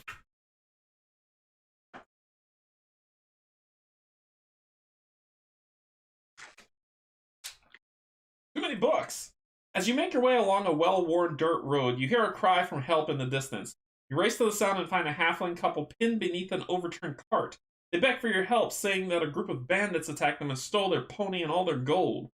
They identify themselves as the Dunegrass family and mention that they are eager to get back to looking for their lost daughter.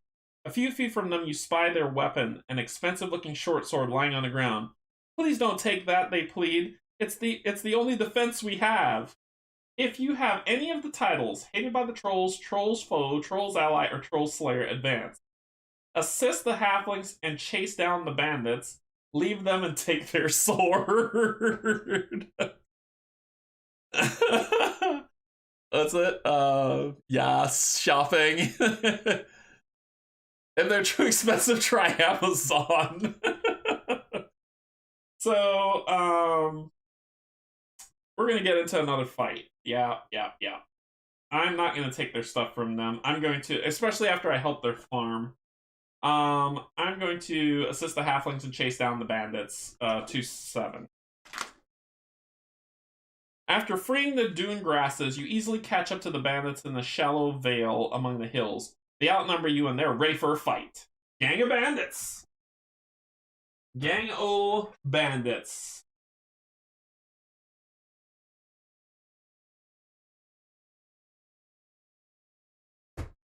Because gang of bandits is the way that I like to die.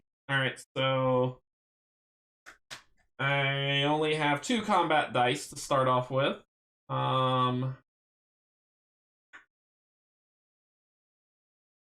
Let's make one of them blue and one of them red. I can mitigate blue.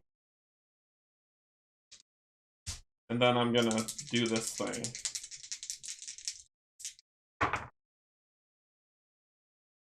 Okay, so this is cool. I could play Examine to turn this one into a 3. I can... Come on, I saw a blue thing. Where's the blue thing? Here it is. Decrease a blue or green die by 1. Making this 3. Okay, so I just gotta suffer the consequences of what's next. So, boop. They steal a thing from me, and they hit me for 4. 2, 4, 6, 4, 10, 11. So, that.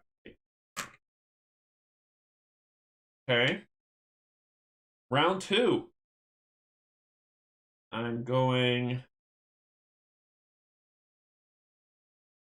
white, red. I get 1 extra die.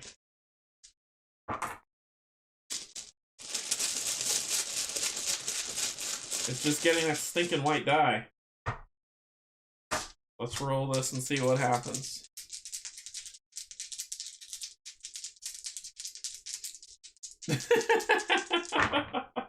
Oh, sweet! Look at that! Hey, that works. And... Oh, yes, I'm going to swap this red with this 6. And then I'm going to play Unholy Flail to... That's not what I want to do. Up at my 4. There was something. There's a decrease. Where's my decrease card?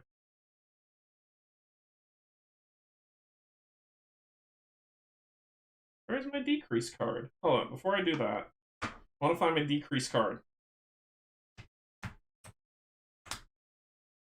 I could flip you. Oh!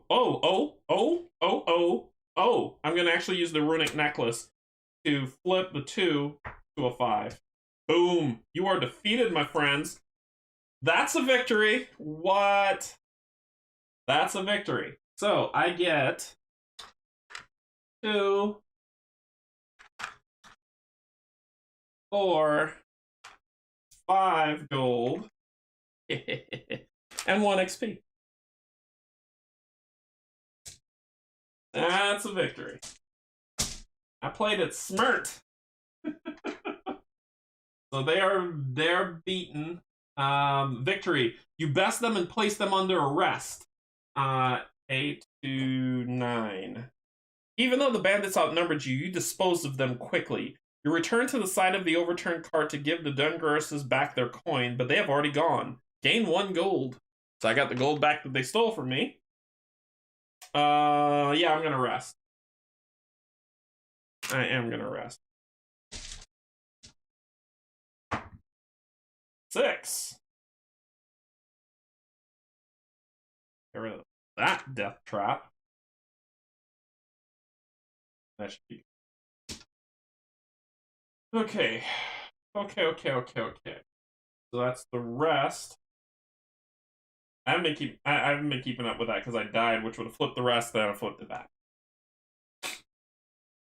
Then move to my next location. Well, might as well go buy something.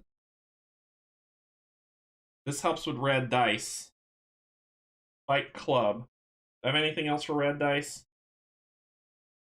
Yeah, I have that. They're not that great. I would get these back. I could go back and I could buy the spike club, or I can buy the ancient spear.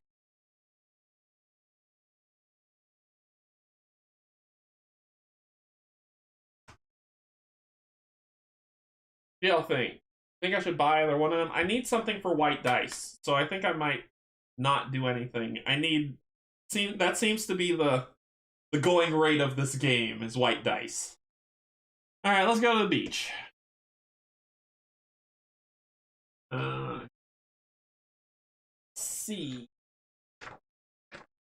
See here, the beach. If there's no XP at this location, C1, collect the XP at this location. If you have any of the keywords loss, bruise, or blood, I have lost. C2. As you arrive at the beach, you smell cooking meat. Gigantic footprints and a trail of blood lead up the coast to a cave from which drifts the smoke of a campfire. Reveal discovery card 31 and place an XP on it. 31.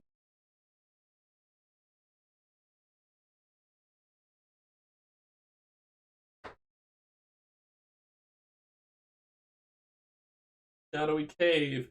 It's on this one, 3, so here. It's there. It's on it. Okay. Suddenly, you hear rough voices belting out a ballad of the Dragul invasion. Following the song to its source, you uncover 2 stinking drunk halflings lying in the damp sand beneath an overturned rowboat. They must be fishers by trade, for they smell equally of drink and of the sea. Hey, don't you know there's a troll about? One yells at you, then he whispers, "You ought to be less conspicuous." At which both men burst out laughing. They seem to be enjoying themselves, but they are also vulnerable here. It isn't safe to be intoxicated when Dragul stalk the beach. As Kingsguard, you have some duty to intervene. Then again, the beach is empty today. What's the harm in letting them have their fun? If you have the keyword loss, erase it and record found. I'll just scratch it out. If you have the keyword bruise, erase it and do trail. And if you have the keyword blood, which I don't have any of those, do stain. Challenge them to a drinking contest. Sing them a song, or the beach is not safe. Help them get home.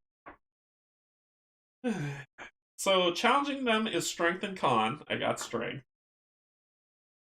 Sing them a song is wisdom and charisma. The beach is not safe. Help them get home, which is dex and charisma. So each one I only have 1 die that I can really help with. I'll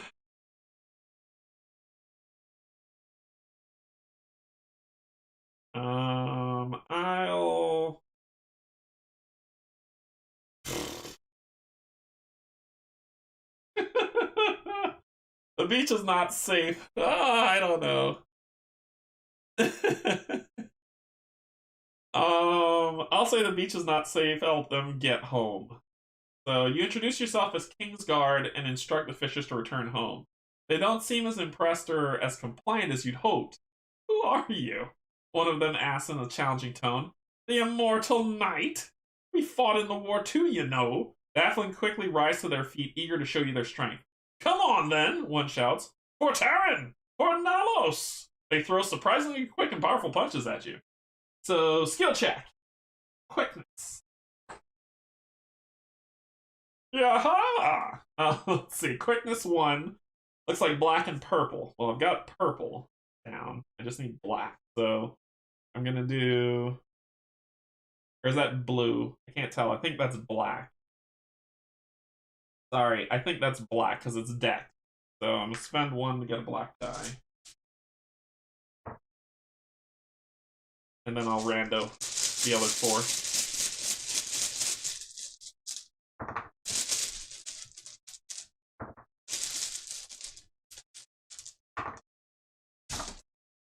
Alright. Let's see what we're working in. See what we're working with. So I've got a 4 here. Can I do stuff? I could do stuff with purple. Die to a purple. Increase. Black. I could re-roll a black or purple.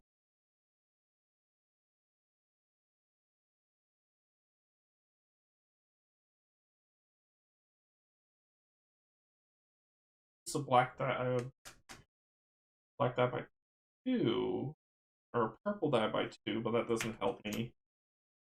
I could swap out one of these,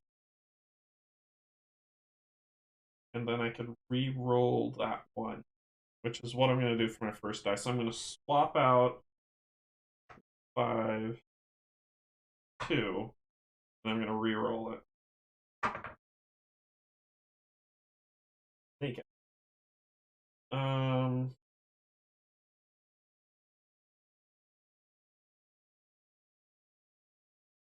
going to add a black die. So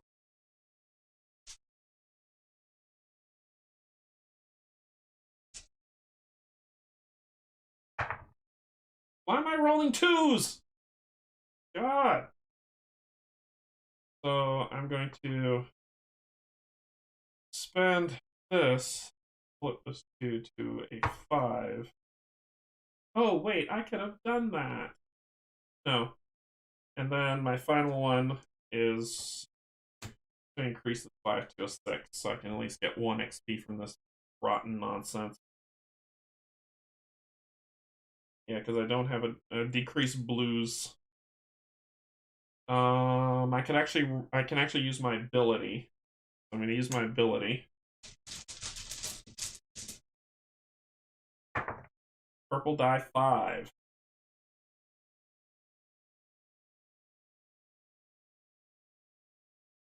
Because if I could only roll a 1, I would be so successful. What did I play? I played 4, so I can't play any more cards. I could play 1 more card by using my bonus play, but I don't know what to do with it. I flip you to 2, but that won't do anything.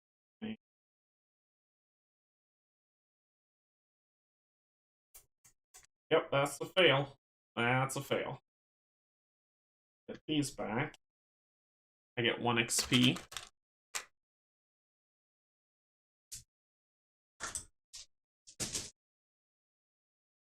Fail. You take a hit. D11. You take a punch before getting knocked to the sand. Once you come to, the halfling seems to regret taking a fist to the King's Guard. My apologies, says one. I may be a bit slippery at the moment. I can assure you that I serve my country with dignity.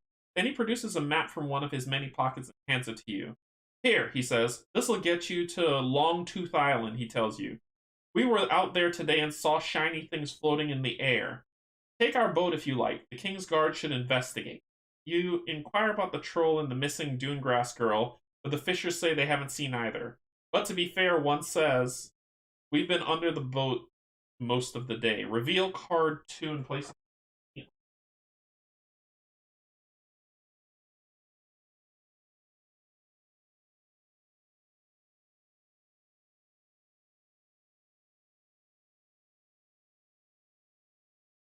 Come on. Longtooth Isle. 4 circles. Circle 4.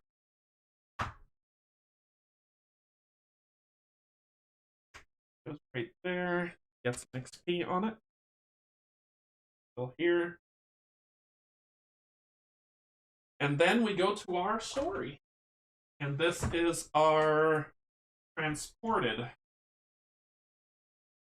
Transported to.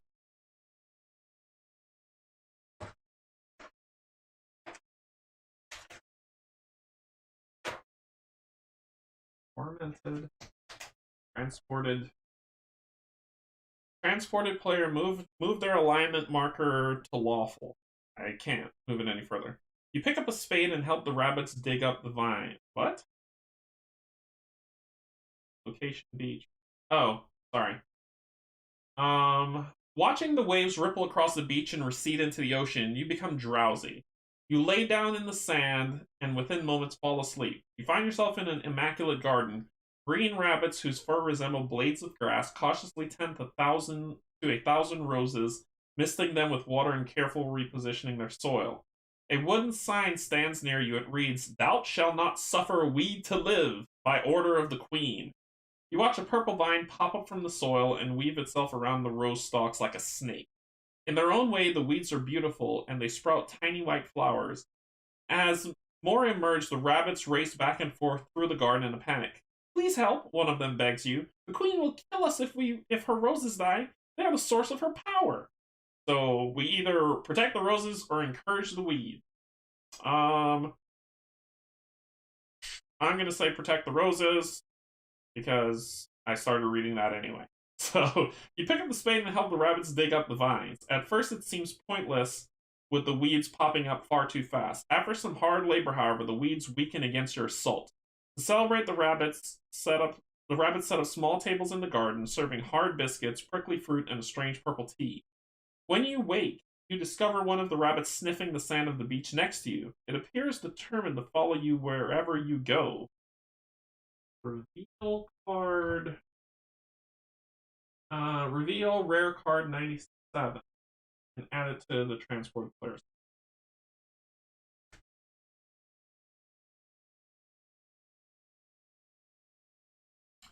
I prefer chaotic. I know you do.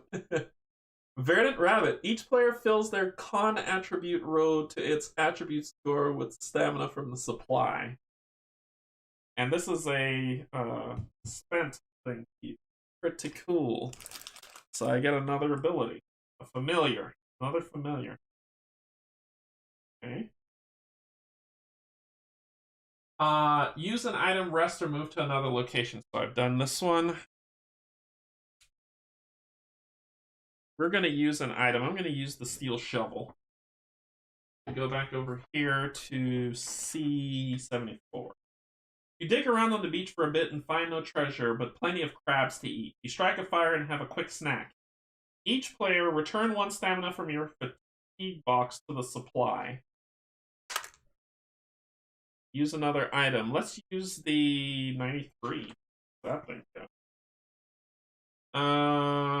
The empty cradle of the staff sling flaps in the wind at the beach. It makes a nice sound.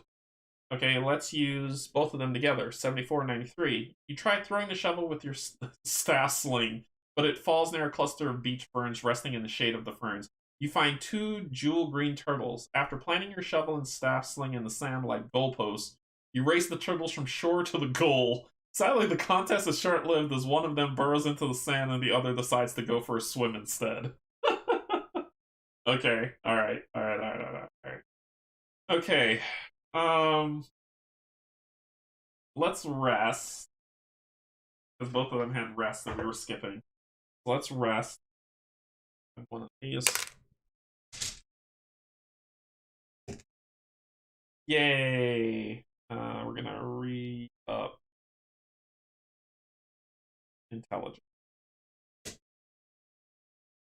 Fabulous roll. All right. So move to another location. I think, what time is it? All right, we've got time for one more. This is going to be the end of, after we do this, we're going to the end of part 1 of all this, and then when we play next week, we'll pick up where we left off. So I'm going to move to Longtooth Isle. I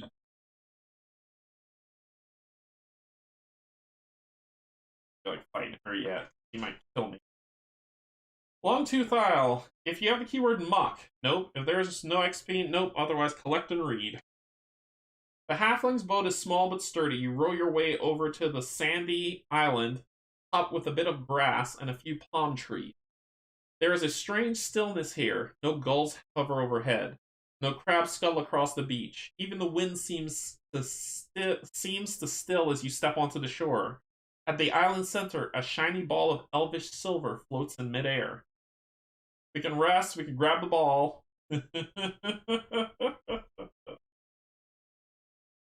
Or we can move to another location. I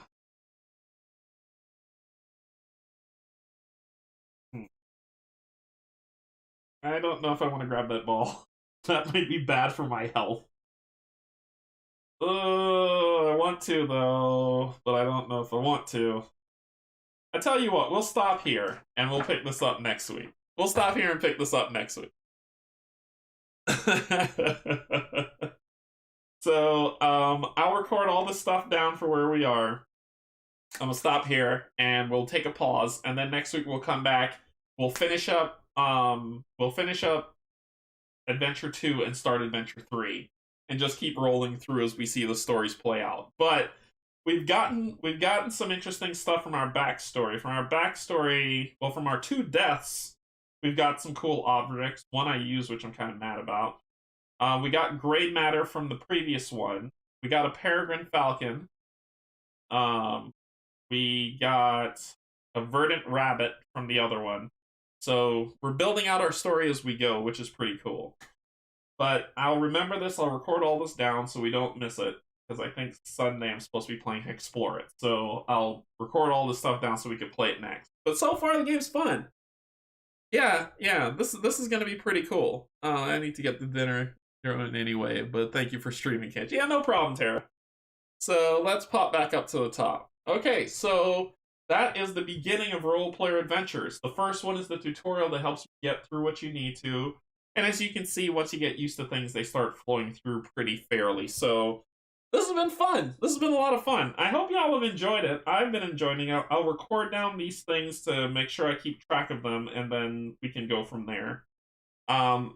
I made mistakes early on, but that's what happens. This weird seeker ability is strange to me, and it seems broken as hell, but it is what it is.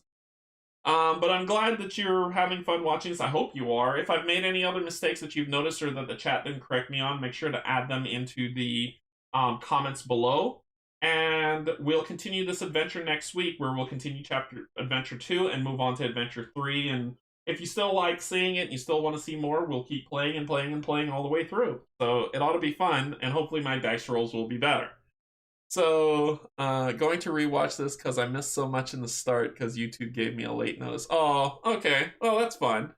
Well, I hope you all enjoyed it, and I will see you, let's see, Thursday is Arkham Horror with Pac-Man and Steven, and then Sunday we're doing Explore It. I'm doing the Return to the Valley of the Dead King to play that through to have a good old time on Explore It because I like it so much.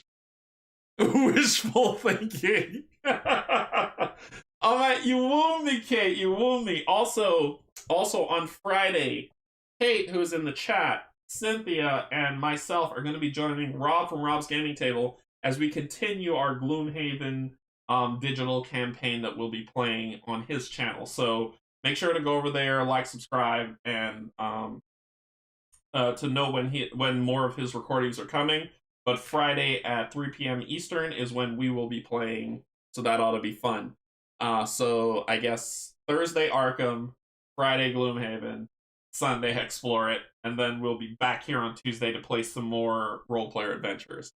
So it ought to be fun. It ought to be great. I hope you all enjoy it. Thank you so much for joining me. Thank you, my Patreons. Thank you, my YouTube subscribers. I appreciate you a lot. And I will see you all on Thursday. So, epic. Love Fridays because you all play. Yeah, it's going to be fun. So I'll see you all. I hope you like what you saw. Hit like, hit subscribe, and insert comment here. See y'all later. Have a good night. Which volume of Explored is it? Volume 1. It's Return to the Valley of the Dead King. So when you play Volume 1, Valley of the Dead King, this is Return to. I'm going to be using the double up rules and the other stuff that I use for solo play. But it will be Volume 1, but the expansion to Volume 1 that we'll be playing. So that's what we're going to do. And then we'll do Adramon, and we'll get back to Sands of Shrax and do that expansion too to go into the Black Temple. So it ought to be fun. All right, everybody. Have a good night, and thank you for joining me. Insert comment here. Bye.